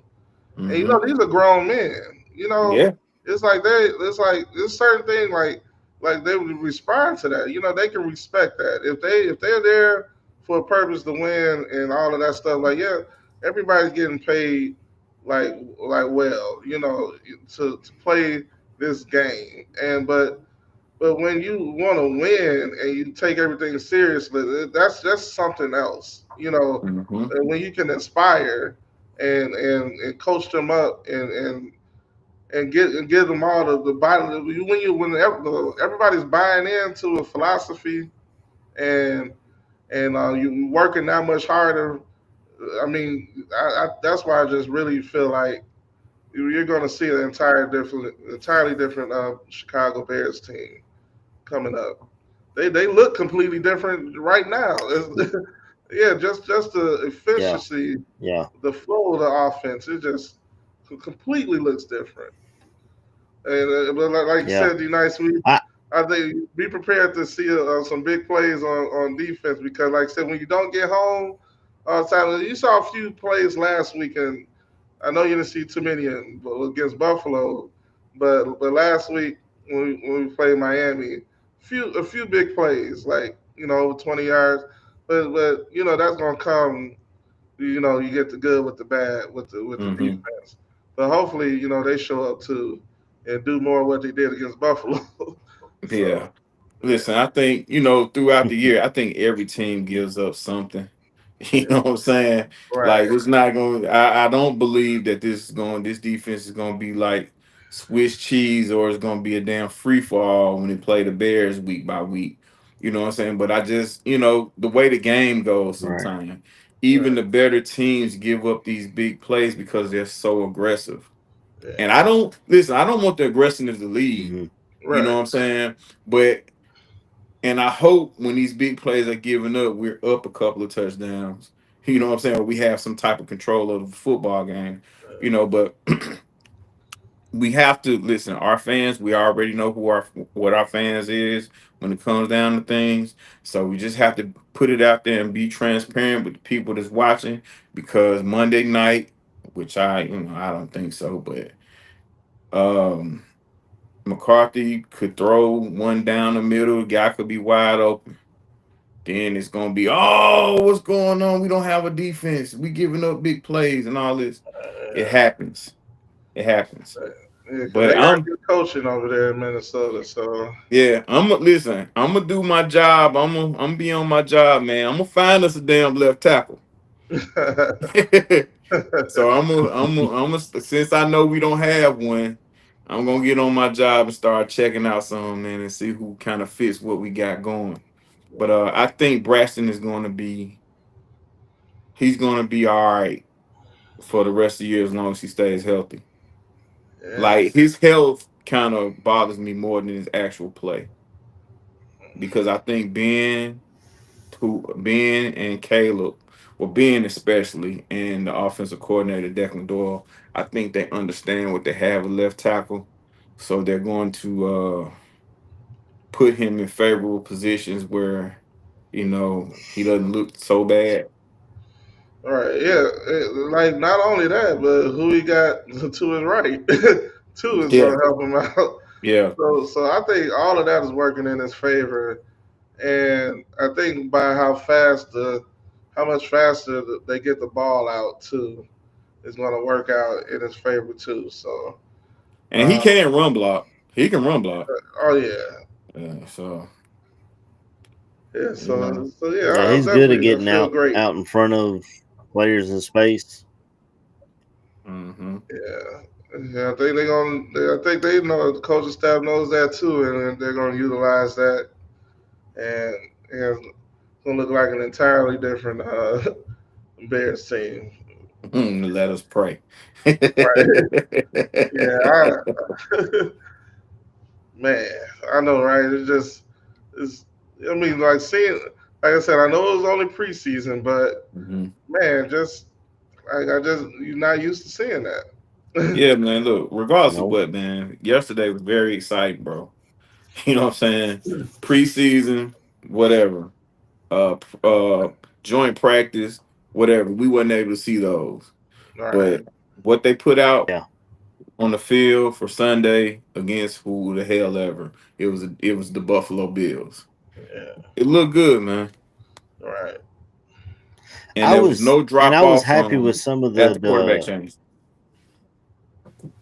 some of the decision making too. We saw Caleb dirt a Hmm. ball on a screen pass, which just last year we saw him trying to flip and roll and get out of trouble and get himself in more trouble on plays like that. Where this year he was calm, collected. It wasn't there. I'm gonna dirt this ball, and I love our Hmm. coaching staff. I love what they said earlier about the coordinators running the second half as far as Al Harris running the defense and Declan Doyle running the offense. So he's building up the coaches under him so he can have, a coaching tree. And I love that in Chicago we've had a defensive mindset with Lovey Hmm. and the 85 Bears.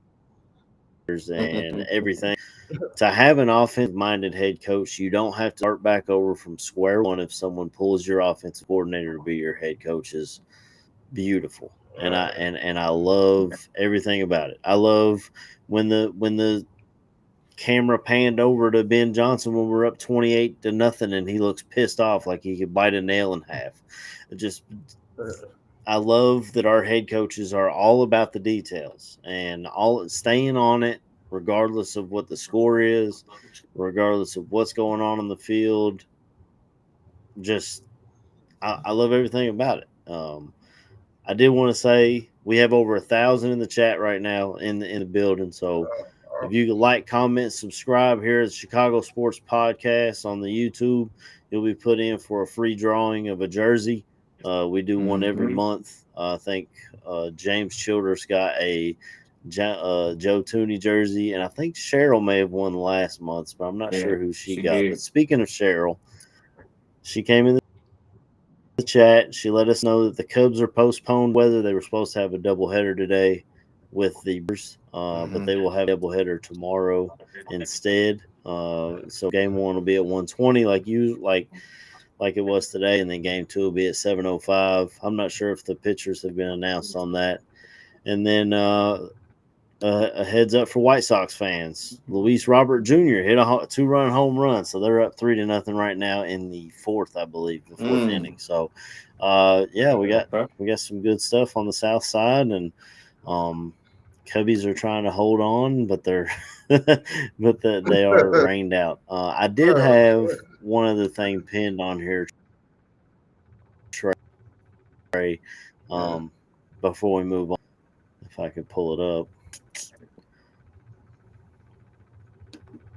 So, and this Super Bowl Bears 26 said this in our chat. Andy Reid announced today the Chiefs starters will be playing. I think the starters need to play next week. So I don't know the amount of time that they'll be playing. And I think that I heard somebody that we might have starters playing. I know Ryan Poles had brought it up and said it wasn't out of the discussion. And I believe maybe even Ben Johnson said something about it. I'm sure we're all in agreement. Should starters get some time next week as well? What are your all's thoughts? Oh, yeah, I definitely think they should get in some time, especially against a team that was in the Super Bowl. This is the ultimate test. Like get them out there against the starters, and this is a high quality team, of course, with the Chiefs. Like, just get out there and see what your players can do. Absolutely. And that, because that's what you want to see. Quality competition. Put them out there. See what happens. Now we get out there and we look like how we did against Buffalo. Now, man, you don't have us all running to our bookies. Hey, you ain't ready for that kind of pressure, Tunes. Right. You ain't ready for that one. Right. But nah, absolutely roll them out there. Ben gave them guys a quarter yesterday, right? Yeah, about another that, quarter. Yeah, another quarter, or maybe even a half. Right. Why not? Because usually that last preseason, the third preseason game is usually the one the starters play the most. I know we don't, back. Well, not anymore. So now that this is the last one, you got a while before that first week. So yeah, I think they should at least play a half. That would be nice. Yeah, let's match the Chiefs' energy, man. Let's match the energy. Yeah. Why not? What's up, Bishop? Good evening, gentlemen. How are you? Going on? All good, all good. Well, good, brother. Good to be good to be amongst Bears fans tonight. Right. How y'all doing, yes, man? Indeed. Yes, indeed. But yeah, I man. apologize for my I think tardiness, we're all man. on a I did. super. No, go ahead, boss. I'm sorry. Go Go ahead, ahead. Bishop. No, I was I just was getting just ready to saying. say, I man. think we're all on a I was ear hustling. So what they We got gonna a get little it. We delayed. gonna get it right, man. Okay. All So right. really quick, I was ear hustling, and I heard what you guys were saying with regard to whether or not the starters will play or should play. My take on it, being the absolute last preseason game, and the fact that the ones didn't get a run on the first preseason game, I like to at least see them get at least one total quarter, preferably a half, because you pretty much know what your roster is going to be right now. Because and that's why I feel like the guys that played the most this last game, you got a good opportunity to see who's performing. And the way that they've been conducting practices, they already know what this roster is who's gonna make this team. So you wanna start getting your ones getting some rhythm going, because in all honesty, let's look at it this way. This is the actual earliest that I can remember the NFL season starting that soon after Labor Day. Mhm. So yeah, we got to get the ones got to get at least an entire half together, I think, because that offensive line needs it. More than if nobody else needs that time, it's the offensive line and Caleb with his receivers. Now, Mhm. I'm out the way. Go ahead, AC.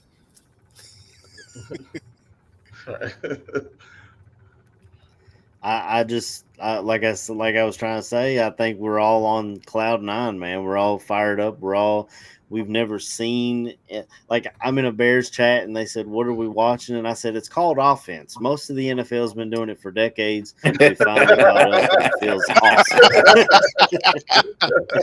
Yes, man. Yes, man. Between that and actually seeing some real coaching, man, I was like, oh my God. Yeah, I was sitting here, man. I was losing my mind, man. I'm like, oh shoot, what? Did, did, we actually just went down 90 some yards and scored. Mhm. Oh, Mhm. we On the didn't first score possession. first possession. Yes, I'm like, oh my God, man! Look, Yeah. I had to check. I had to check my pulse, man. Make sure I was alive, man. Oh, y'all want Yeah. to hear a sad stat? They literally go ahead, sir. matched the amount of points they scored on their first possession all year in Damn. one drive. We had 6 points all year long on our first possession. 2 field goals. Damn. Literally tied. Oh my God. That's one of Now, the saddest stats, man. now check this out, fellas. This is another thing that you know, we have to think about too. We've been having the pleasure of home cooking all training camp and all preseason. Yeah, Now, this is an opportunity for the young guys and even the young the young OGs that we have on the team to see how this new thing translates on the road. Mm-hmm. Good hmm To point. see how to show these young guys how to prepare to go into a hostile environment and play football. Now I know a lot of these guys have played in big games in college, but this is the next level right here, bro. This is the NFL. And then you're going to the home of the AFC champions, four-time Super Bowl champion, right. Kansas City Chiefs. You know, so that's a big thing. That's another reason why I feel like the starter should play. And in the words of Ben Johnson, reps are important, and preseason listen. Preseason doesn't matter. Well, preseason doesn't It doesn't count, count, but it but it does. matters. But it definitely matters. So you got to see what kind of pups you got, man. You got to see how these young guys play it on the road, bro. And you got Yeah. to see this. Do this Yeah. new shiny toy work on work in different environments, man. Right. Yeah. Yeah. So we got to They see how gotta it get their they gotta translates. get their runs in, man. They See the definitely gotta get starters their get runs in, some. boss. Yeah, I Yeah, definitely I run, hear but you. I don't know how much because this is the last preseason game, so you're really trying to shape the bottom of the rail. We're trying to figure who's going to be the seventh and eighth defensive back you keep, who's going to be fourth and fifth linebacker that you keep. Offensive Lumen Mhm. had a hell of a game yesterday. I mean, but we got to see these guys. Second in I a row. definitely want the starters to play, but I don't know about a whole half. Because I want to see who's at the bottom of our roster and how they shape all that. I know that they're seeing them in practice, but it's just a different story. On the road in Arrowhead, one of the toughest places to play in the whole NFL. So Yeah. even if it is preseason, Well, I tell you Yeah. what, we can get Tyson Bagent a rest. He can have a game off, and after Caleb and boys get through, you know what I'm saying? Bring the young guy in, Austin Reed, Reed, yeah. Also, yeah, and let him rock out. Let rock Reed. Reed and yeah, these because young boys Keenum is rock out. hurt, right? Cause Well, like Bishop said, I think they already know pretty much who's going to be a part of this team, Mm, and they'll figure out the practice mhm. squad soon. They probably have the practice squad figured out already anyway. But let them boys get out there and play for the name on their back, man, and see Yeah. if they can earn a spot. Now, if it's Yeah. not in Chicago, somewhere else. and I was getting ready to say, D Nice, in a perfect world, let's say that they come out and they come out clicking like they did this last game. Mm-hmm. So you do that, and then you get another series, depending on how what the defense does with regard to Kansas City, how much time is taken off of the clock. If they can Mm-hmm. get two, maybe three series in the first quarter, and let's just say the first series in the second quarter. Once you've done that and you've had a chance to kind of see the totality of it all, then okay, now you can sit the starters and then let everybody else get their run because this is the game that these guys are not only auditioning for the Chicago Bears, but they're also auditioning for the other 31 teams. For Respect, those for respect. those who are not going to make the team. You know, what I'm most Yeah. concerned with and what I really want to see this game is we've had a few guys get nicked up this past game. So whoever's Hmm. going to be replacing them while they're on the mend, we got to see those guys and let them get their running, let them get a taste and feel for what's going on Right. as well. And the running back situation, I think they got to really determine who's going to round out that running back room. So if Hmm. anybody's going to get some extended run this game, would be the running backs and the positions where we've got some guys that's kind of dinged up. Yeah. Yeah. Yeah. So if they like I said, they could come out the gate looking like how they did in Buffalo. Yeah. I mean, yeah, I could see if like a two or three good series of that, and I'll be Mhm. fine. Especially against the Kansas City Stars. They And come out. They come out like they did against Buffalo. We're all gonna be on here like SNL talking about the Bears going to the Super Bowl right, with our big signs and shit. right. That's Yeah. What I'm also hoping for too is I know that for the most part we're going to see vanilla defenses and vanilla offenses, but I would like to see a little, them sprinkle a little something in just to, you know, so it's not so vanilla. Throw a little Mhm. something else in there, just to disguise a few mm, things, throw a wrinkle or two here and there. But nothing too much to where um, you're giving away your secrets for what you're looking to do for the upcoming season. Yeah. Mhm. Like I think D Nice said this earlier. Like Ben Johnson does things with a purpose. You like already feel it out. Like his first pass is the Loveland, then the second pass is to Komet. Like you always like everything he does is by design. You kind of feel like, and I don't think he'll do anything like to give you too much on film of what he's going to bring to the table on the next games or anything like that. But I wouldn't be surprised to see a trick play. You Mm. like just one trick play before D the Nice don't like trick preseason. plays. Look at him already.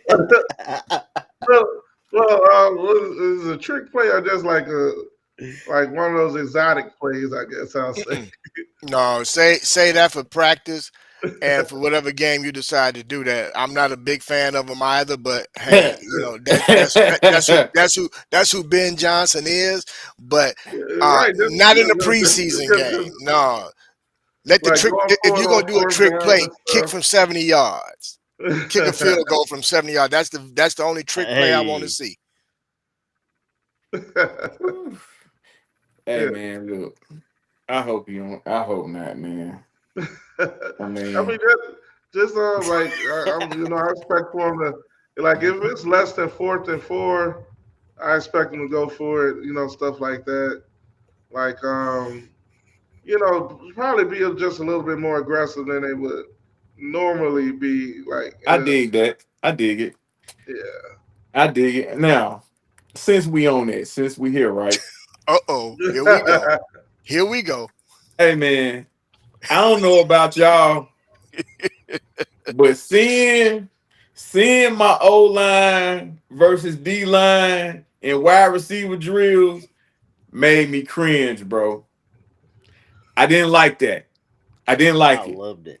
I didn't like it because these are the two most vulnerable spots on our football team, bro. And you got these guys running their hearts out trying to get wide open, and you got another guy trying to backpedal and flip his hips to get there. Nah, man. Something Listen, he hasn't done since he was 7 or 8 years man. old, bro. I hear you out, man. Tell him, Look, Bishop. look, look, D Nice. When I saw that man, I was, you know what they say, clutching the pearls. I was like, oh my God, what are they doing? I'm like, all we need is one guy to hyperextend his knee or something, and then he that it's a wrap. You know what I'm saying? So no, I'm with you, bro. I was like, no, Look, come on, man. But look, hey, really man. quick, I want to address my man Scrolls. Shout out to Scrolls. Shout out to Trips, Sports Chicago Style, and everybody else out there in the chat, Tracks and everybody. But you know what, Scrolls? I'm not sure, man. I honestly think that Ian Willer has a really good chance of making this team. I really Oh yeah, do. y'all missed our running back convo. Yeah, Oh we Y'all did. missed it. I'm late. I'm late to that party. But Scrolls, I just wanted to address that because I had mentioned about auditioning for other teams, and feel like maybe Ian Willer is auditioning for other teams. I actually think Ian Willer may make the team, or at least if he makes the team or he makes the practice squad. But I don't think yeah, him and that's good. Brown. I think him and Brown, they both impressed me, man. And if I'm Roshan Johnson, shout out, I'm right now. That's to me. That's one of the guys that's on the bubble, and I like me some Roshan Johnson. But you know, availability. The best ability is availability, and Right. unfortunately, this brother he just cannot stay healthy, and because of that, Right. it's unfortunate that he may have to get the scissors, but look, man, them two boys showed out, and Hankins before he got hurt, he was showing out. So look, Hmm. they have demonstrated that they want a ball, and they want a ball for that blue and orange, man. And Yeah. I was I was immensely taken back and was like, ooh, I look, man, Brown, it's a dog. That's all I'm gonna say. I I like them He both, impressed me. and I'm extremely impressed with Wheeler coming back from the injury, and the fact that he played at HBCU. Man, that boy is bringing it. You know. So look. Keep them Yeah. both, man. Keep them both. Mm. Especially Wheeler, man. Wheeler got that speed, He man. got wheels, man. He definitely got wheels. Yeah, he got in the end zone. Good to see that. But yeah, when I was glad to see him score because I was like, oh, I hope that they do wind up keeping him on the team. Well, Brown didn't look too slow to me. Uh, Mm. Brown wheels look pretty good too. He might I be like running on Brown. 22s and not 24s, but he was rolling. He was rolling, man. But I was extremely impressed. I'm gonna tell you somebody else that surprised me, man. And I know this is what happens when you come late to the party. And you all might have already discussed this young man. Now if anybody was auditioning for the teams, it was Tyler Scott. But shout out to Tyler Scott, man. He actually he was he had a blocking. really good catch He too. had a really great catch. Look, hey, fighting for his life, man. Fighting Yeah, for his especially life. when you got Zacchaeus and Luther Burden doing what they did out there. But I there's a hope the spot. I But Right. there's hope a the spot for Tyler too, man. There's a spot for Tyler, man. He could be used in some ways, man. And everybody forget, he's a converted running back, so it took him a while to learn how to be a receiver. I'm gonna be very honest. Mhm. But I saw some things. Again, this is what goes back to coaching. Mhm. I've seen some things out of Tyler Scott that I know doggone well if the previous regime couldn't find a way to tap into it any kind of way. And what we saw demonstrated last night, I actually had to look at the back of his jersey to make sure that was him. Well, you know what? I hope I hope the other 31 teams are watching, man. And they and and they gonna get a boatload of him against the Chiefs. Oh with. Oh, Where I Oh don't want to oh, see him is back there returning my kicks. please, no, no, no, not that, not that part. No, no, no, no. yeah. Duvernay, Burden, we got the kids more um damn, I cannot forget his name. Big boy number 15. Shit, Rome. that's terrible. Rome Odunze. Yeah. That's 5. Now, I like number 13. And I also like the Mm, kid they put in the number 20. Who, Walker?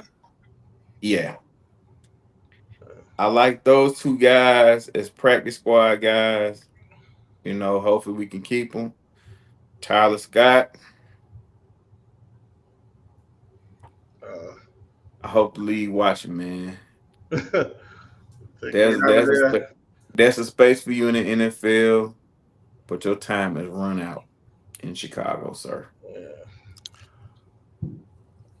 Could be true. Yeah. It is a full wide receiver room. It's packed in there. Yeah, man. yeah. Listen. When's the last time we've been able to say that, fellas? Boom. Hey, Bishop. I was on my way to Good some, but I'm morning. gonna let you get yours off.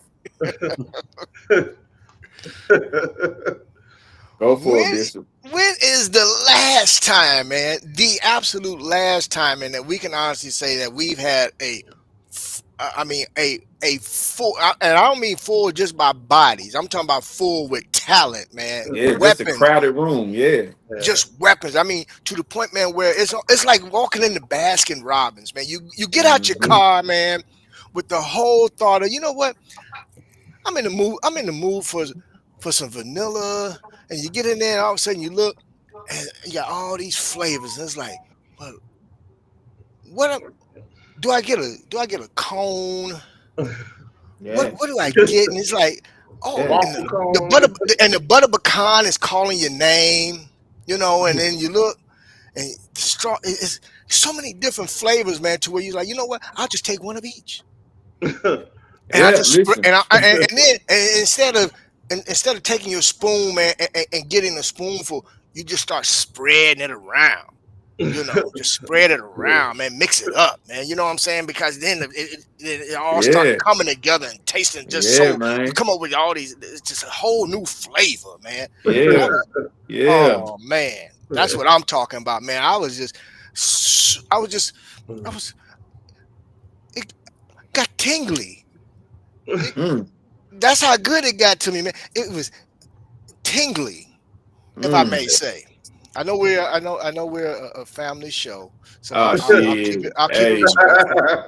shit. It about to be 9 o'clock, boy. You Right. heading right into to showtime.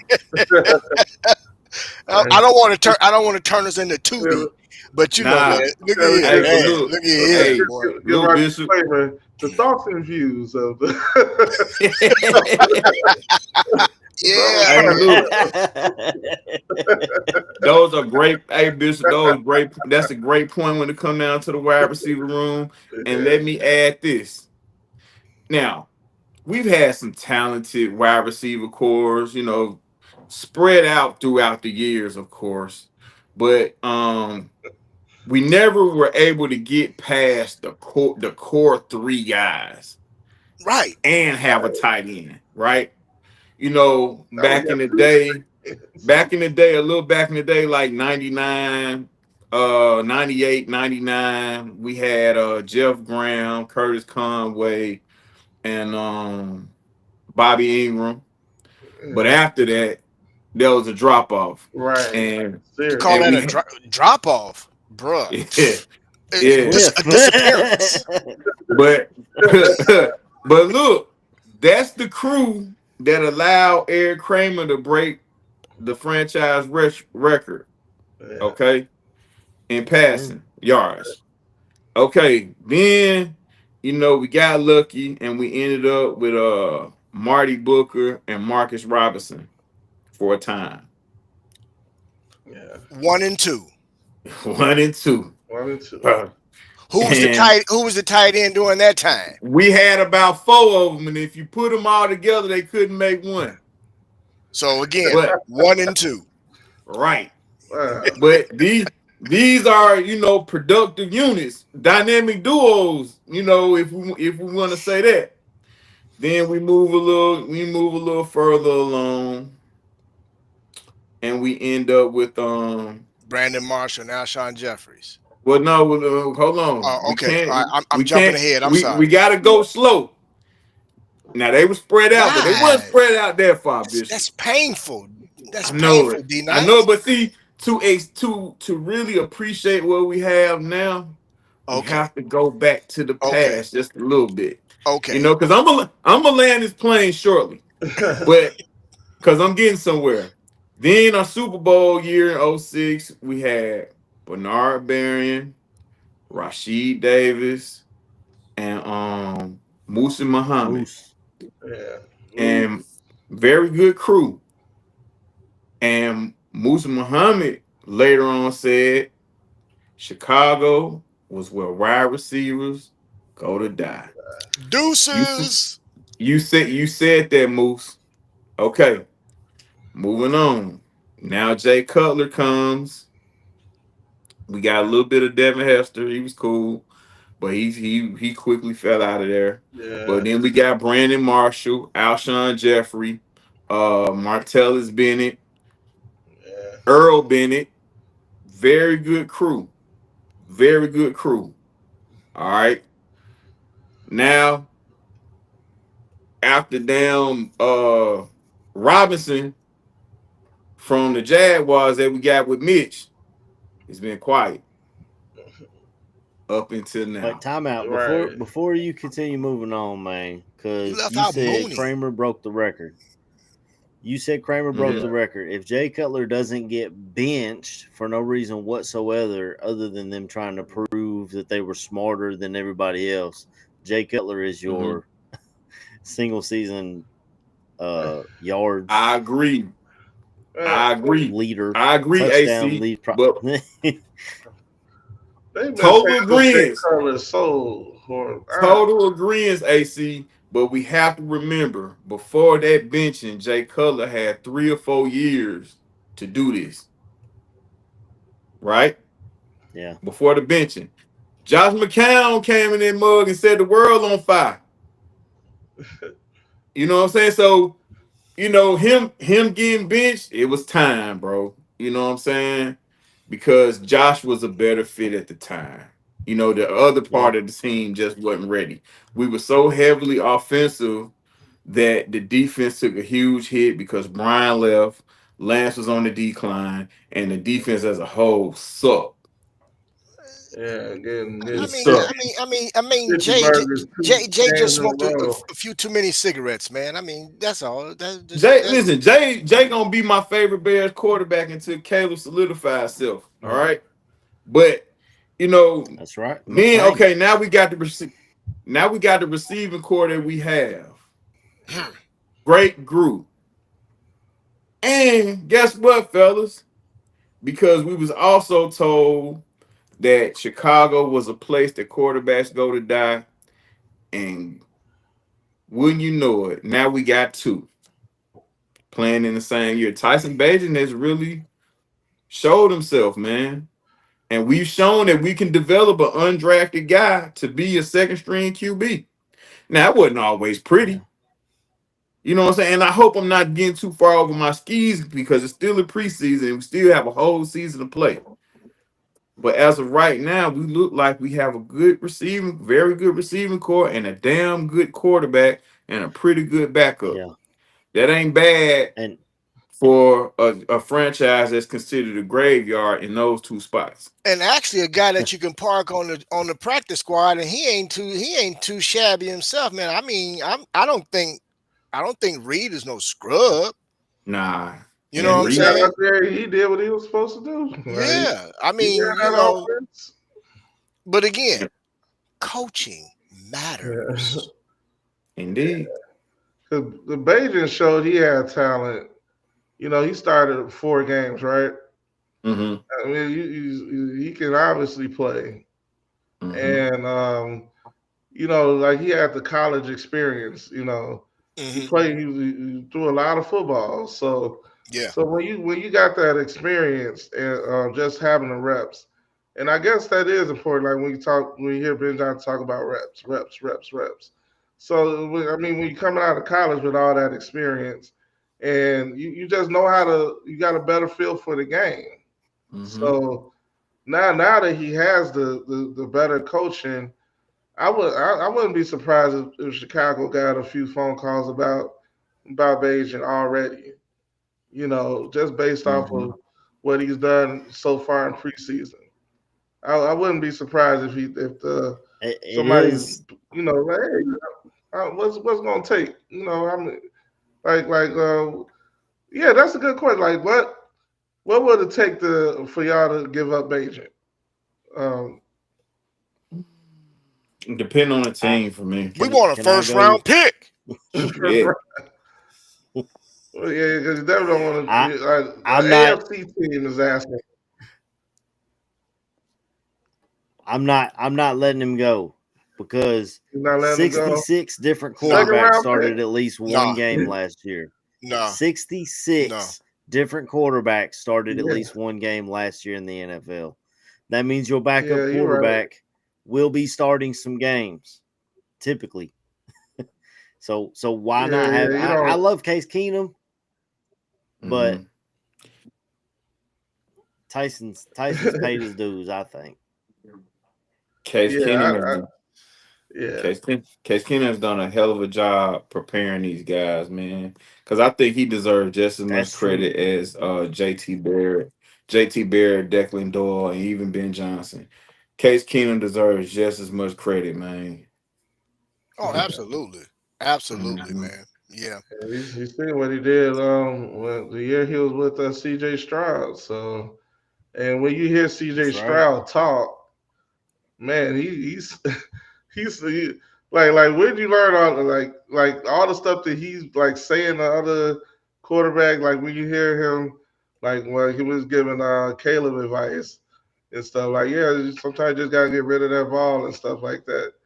Hmm. Like you know that he has somebody in his ear helping him out, and that happens. That's who we got on our roster now. So Mhm. So yeah, I think it's all That gonna work veteran out. quarterback can be around those young quarterbacks a lot more than that coaching staff can be. He's out there Right. with them on the practice field. He's out there, with the CBA rules, the coaches can only log so many hours with them, but that quarterback Yeah. can text him on the weekend, say, "Hey, let's go throw a little bit, Caleb." It's This Yeah. is where Case Keenum really comes invaluable into what he play, brings man. to that quarterback room, and we wanted it last year.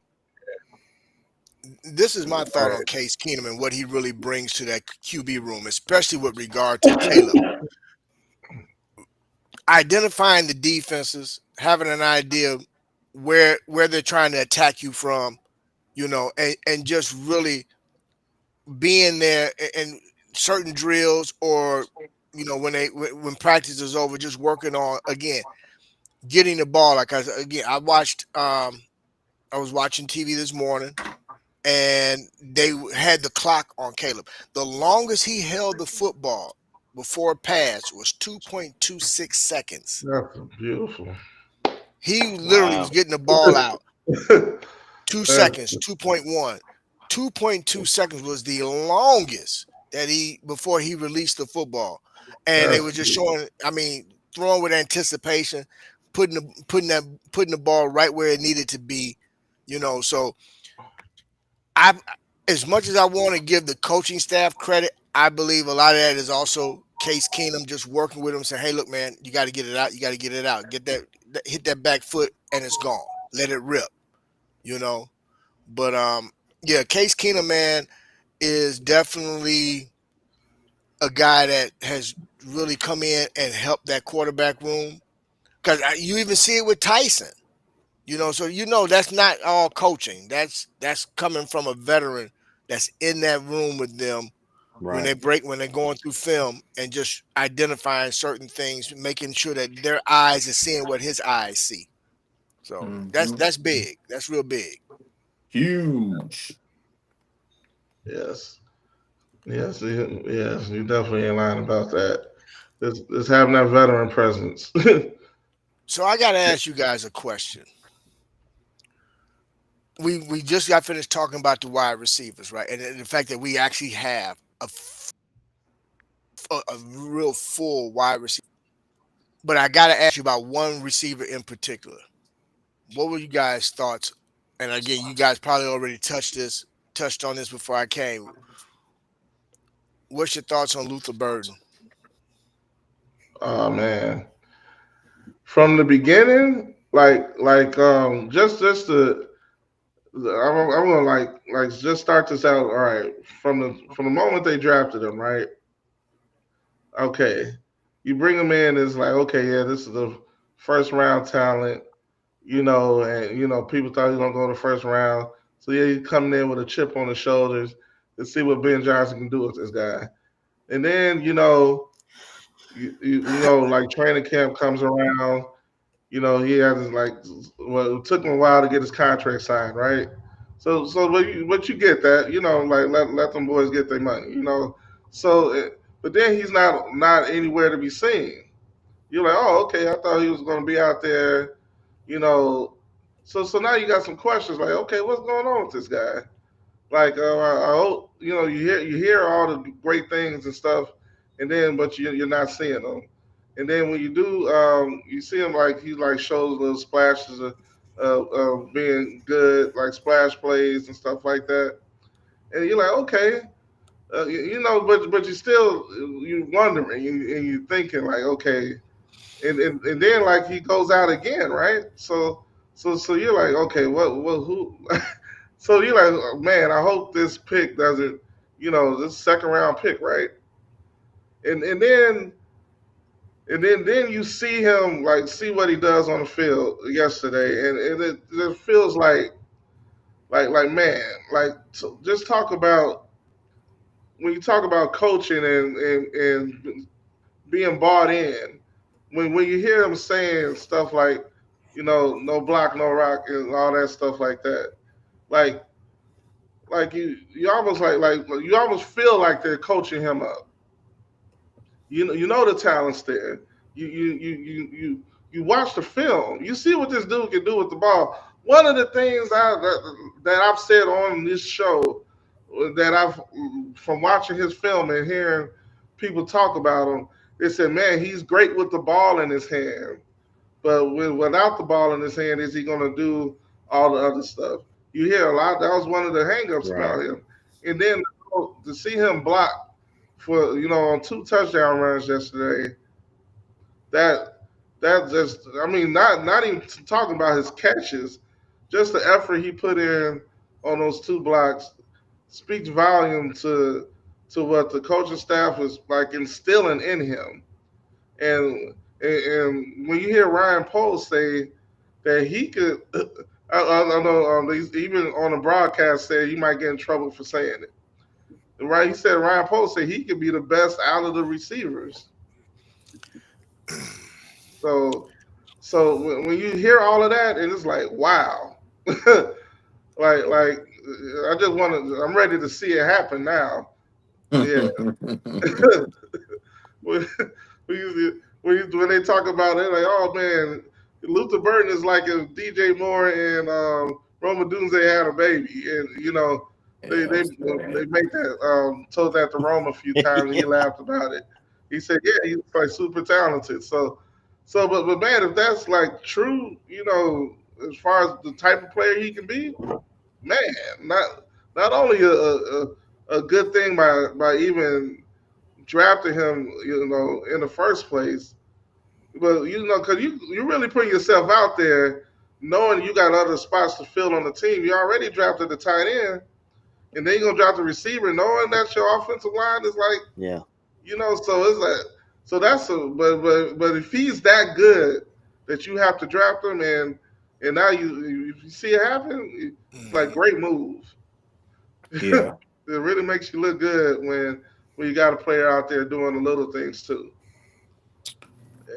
Um, a guy like Luther Burton, man, you gotta respect it, because his injuries and him being away from the team during certain critical moments, the beginning of camp was a very critical moment for me. Um, he worked his way from the bottom, and he's slowly working his way up into a respectable level, especially from his peers. A guy that's willing to do the dirty work and still Mm. able to respond the way he's respond when the ball has been thrown in his direction. You know, if you don't respect nothing, you have to respect that, because a lot of guys, because they've been in a high pick and have been so heralded throughout his young career as a amateur, he comes into a situation where the odds are kind of stacked up against him because he's late and he's hurt and he's coming to be a part of this thing, you know what I'm saying, from the bottom. But he's responding in every way. He's doing the block, he's blocking, he's running good routes, he's catching the ball, he's making the first man miss, and he's being quiet while he's doing it. He's not making the fuss. He's putting his head down and he's working, because a lot of guys in this situation probably fall back and quit because they feel like, you know, it's too much to work himself up into a situation where he can play alongside of a Roma Dunze or DJ Moore. And now the way Zacchaeus has emerged as that third receiver, most guys would give up, but he's Yeah. still in it, willing to do whatever it takes to be a part of this offense, and that has to be respected. Not Yeah. only from fans, Yeah. but from the guys that he suit up with on a regular basis. Yeah. Yeah. He definitely balled out, and he's impressed me a lot. A big thing that I noticed is, remember under Eberflus, we always said, well, who has developed under him? We've seen in a couple of weeks Luther Burden developing under his coaching staff, getting his nose in there and doing the dirty work. He hit the crack block on Mhm. two touchdown runs, and like you said, no block, no rock. They're taking it. I'm gonna get out of here soon, fellas, because it's almost my bedtime. I just wanted to leave you with that. And Trey, I've got one Likewise. more pinned comment from Trax. because we were talking left tackle earlier. So Trax gave us this little nugget. He said that he has a left tackle from Jacob Infante shared with him today for the 2026 draft. Is Caleb Lemieux from Utah. So if you're up late watching some, they used to be Pac-12. I don't know what it is now. Utah, are they Big Ten now? But Mm-mm. I guess watch some Utah football or try to find some 11 personnel tape the next day or something. But that might be a guy to keep your eye on, D Nice, while you're out there scouting for the Chicago Sports Right. Podcast for us a left tackle. Well, I know Auburn, but I think he's a right tackle. But Auburn, Alabama, Caleb Proctor from Alabama, he's a left tackle. You know, these are, and you know, it's a guy from Clemson. Last name I want to say is Miller. He's pretty good too. But we'll see, man. We'll see how this thing transpires. Of course, Notre Dame has one. Of course, Penn State has one. But we're Yeah. gonna let the college season get started. We're gonna let the college season get started so these guys can show themselves, man, and let the cream rise to the top, baby. It's a way too soon mock That's right. draft, right? Coming up. I'm gonna jump in real quick to wrap up the whole Luther Burden conversation. One, I'm extremely impressed with the way he's come in and been about business, first and foremost. So I tip my hat to that young man. What I see out of him is somebody that could easily eventually emerge as a number one receiver in that receiver room. What I really like is the fact that we have Zacchaeus, who is not only pushing him and they're pushing each other, but he's actually having an opportunity to learn some things from Zacchaeus with regard to playing in that slot, you know. Um, but Hmm. what I saw from that young man is a young man that is completely bought in to what the coaching staff is serving, and you gotta love it, man. And it just shows the the infectiousness, if that's a word, from what Ben Johnson has been preaching, from Ben Johnson to the coaches, to the coordinators, to the players. Everybody is on the same sheet of Hmm. music. You're hearing the same tune, the same melody coming from everybody. And you, again, it's refreshing to see this coming out of Hallis Hall, man, because Mhm. we have not, and I repeat, have not had that in a very long time. You know, I Mhm. mean, honestly, since the Lovey days, with regard to just a culture, and a standard that's being set. And the fact that if you're and the fact that he is not willing to waver on that, he's not going to pacify anybody. You either going to get with it or you're going to get gone. You know, and Luther Yeah. Burden, everybody can say what they want. I didn't buy into some of the media take with regard to what is he going to be able, how's he going to be without the ball in his hand, because never heard anything like that coming out of Missouri, you Mhm. know. Yeah. And I have a great deal of respect for Missouri's coach and the program that they have there. So to know, and I give credit to the scouts for the Chicago Bears, because you know that they do their due diligence when it comes to these players. And if there was any red flags, I don't think they would have. I don't think they would have drafted him first and foremost. And the fact that he slipped to us, I'm going on. I'm going to put it out there now. Still in the draft. Hey, Still in the draft, especially as far as the wide receivers. I As far yeah, as the because wide how receivers, many wide receivers went before him? Like five, right? How many wide yeah, receivers? Um, I think it was six wide receiver. I think, if I'm mm, not mistaken. But it's still in the definitely draft. some receivers drafted before him. So mm, yeah, for him to fall to us, it just looks like you said. It looks great on the scouts. and it looks great on the coaching. You know, to see, you know, the effort you put in, like you said, without the ball in your hands Well, that and was stuff like Randall that. L's pick, man. Randall L wanted him specifically. And if you go back and find the tape when they showed when he was picked, them in the draft room, and Yeah. Randall L's um, response, the way he celebrated, and his reaction to when they was able to get him on the phone and say, "Hey, man, you getting ready to put on that blue and orange?" All Look, right. man, I'm here to tell you, man. He was my guy. He was my guy, and I'm so glad that we got him, man. I didn't think we were going to get him. I actually thought he was going to go in the first round. And when he slid to us, man, look, I knew then. I said, okay, we good. We're definitely good. High school teammates of Jameson Williams. Yeah, that's true. Yeah, yeah, man. Man, I'm so excited to see these boys play, man. It's just you just like you said, D Nice, you like they just look prepared. You know, you know the preparation, and you can just see so much is went into it, and just be ready. You know, so I'm just excited. Uh, I'm trying to just temper it now, just you know, just. But I'm definitely excited. I can't wait. Let it go, baby. Let it go. Let it go, Trey. Let it go. Let it go. Right. Yeah. Yeah.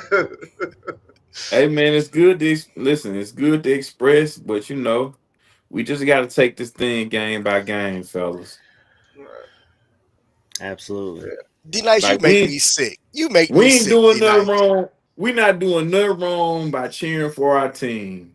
But Bishop, just like I do, this shit got to go game by game because we at the beginning stage of this thing, man. I know, man. I know, man. I know, man. But damn, you know what? My ice cream tasting real good right now, man. Yeah. Hey, The one thing I can say is like Without sprinkles.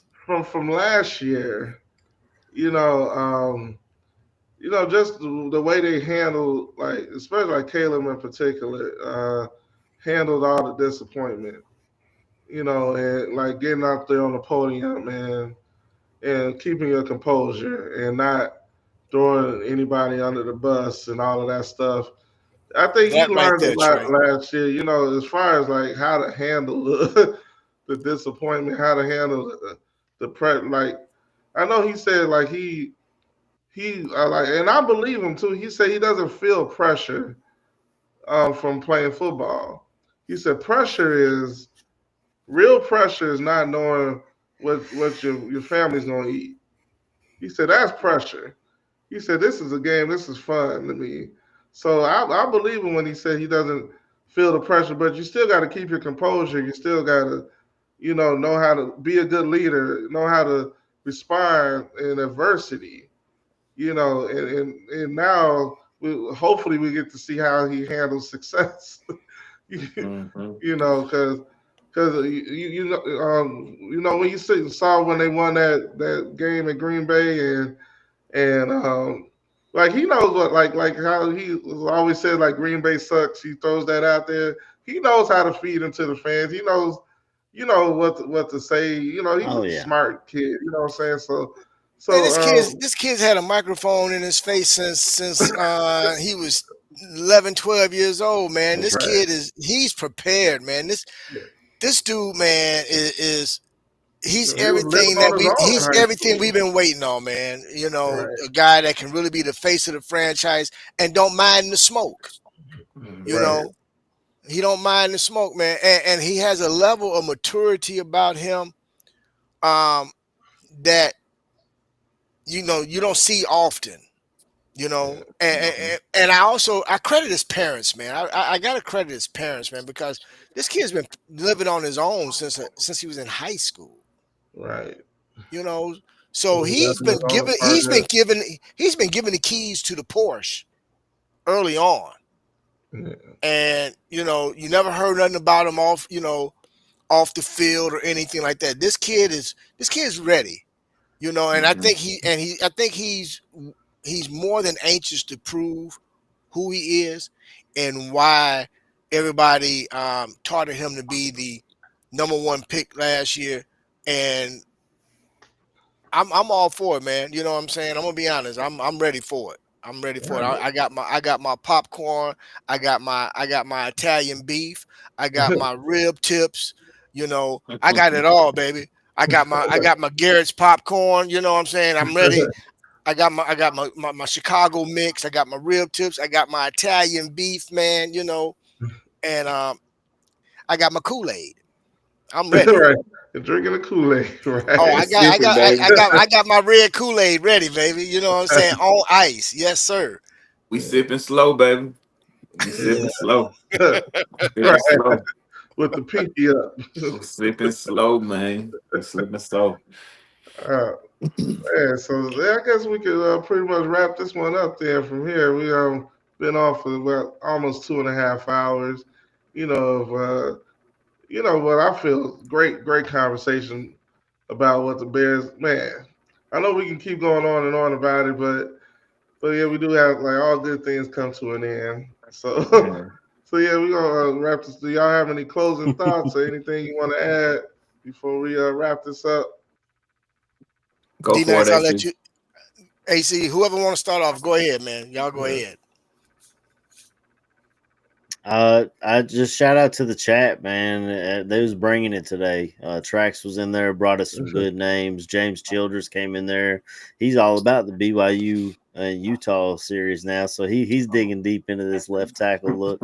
But yeah, I mean, yeah, we're all excited, and we're all in the same boat. We're trying to temper expectations of, oh, it's just preseason, but damn, we look good. We look coached well. We look smooth.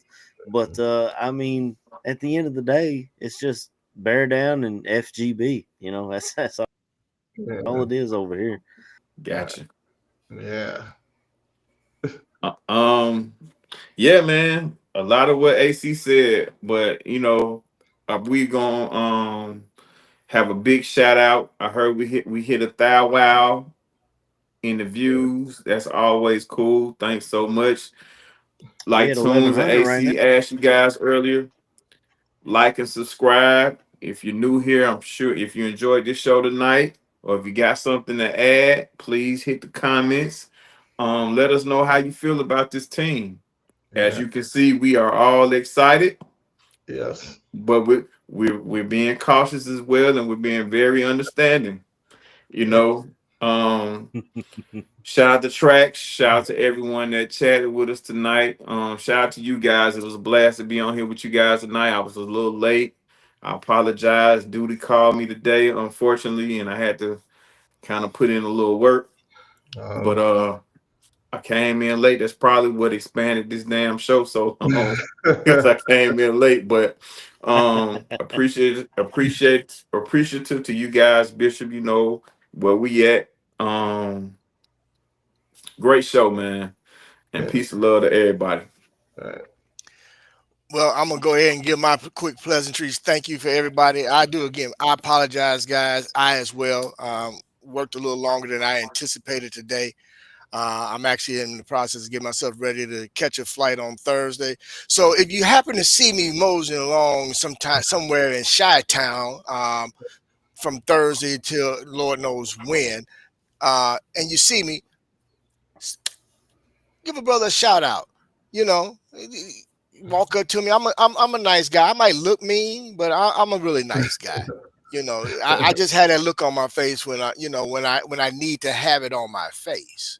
But reach out to me, holler at me. You'll be able to you'll recognize me hopefully.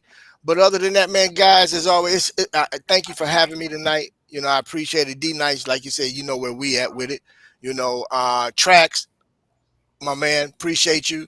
Everybody else, James Childress, my man Triple R, and everybody else in the chat. Thank you so much. And wow, we hit over 1,000 viewers. Thank you, thank you, thank you. That means a lot. But again, this content is for you. You know, from fans for fans, you know. So we do it. We, as you can see, we just have a ball talking about it. We can go all Right. night with it, you know. So Yeah. really appreciate it. You know what I'm saying? I'm just excited, man. I'm trying my best. It's hard for me to temper my expectations, man. Y'all gotta understand. I've been watching the Bears, man, since 1969. That's Wow. how long I've been a fan of the Chicago Bears and watching the Chicago Bears, man. Since 19, I've forgotten more football than anything, boss. You know, so for me, it's like, okay, um, to finally see our organization be an organization. You know, I mean, Yeah. from top to bottom. Mm. I mean, Kevin Warren, a true president, man, a true president of the organization, man. We got a GM, a guy that's very quiet behind the scenes, man, that don't get enough praise, and you know he got his hand in what's going on. Is Ian Cunningham? We don't give him a shout out enough, man. You know what I'm Yeah. saying? You know, we got coaches that we don't, you know, we talk about Ben Johnson, but we don't talk about the other coaches, and they need to be shouted out too, man. You know what I'm saying? Because you can see their imprint on this team. You know, Ben Johnson's he's gonna get all the praise as well as all the blame, rightfully so, being the head coach. But he's not doing this by himself. You know, the coordinators, man. You know, the veterans in the locker room. We got a team, y'all. Mm. We saw it on display last night. We actually have a team. So when you're walking around with your Bears gear on, now you can walk with your head up high, shoulders back, baby, and let that sea or whatever you wearing, let it show, baby. You know what I'm saying? Because we coming. You know, FGB for real, in caps, baby, for real, in caps. Matter of fact, I'm gonna go get me a T-shirt made. It's gonna say I got one. FGB, and right underneath it, the actual word gonna be right there. So if anybody have any idea, well, what is FGB? Get up close. You'll be able to see what it means. You know what I mean? You dig? And I got some friends that I'm real close to that are diehard Packers fans. I can't wait till we stumping their ass. Cause look at here, I'm going straight to their house and I'm gonna ring their damn doorbell and they gonna see me on the ring camera and I'm gonna be like this here. But with that being said, man, hey, thank y'all for having me, man. It was great, you know, and bear down, baby. All right, man. Okay, well, that wraps up the Chicago Sports Podcast, and we are out this piece. Thank y'all for watching. Tune in next time. All right, peace. Bear down.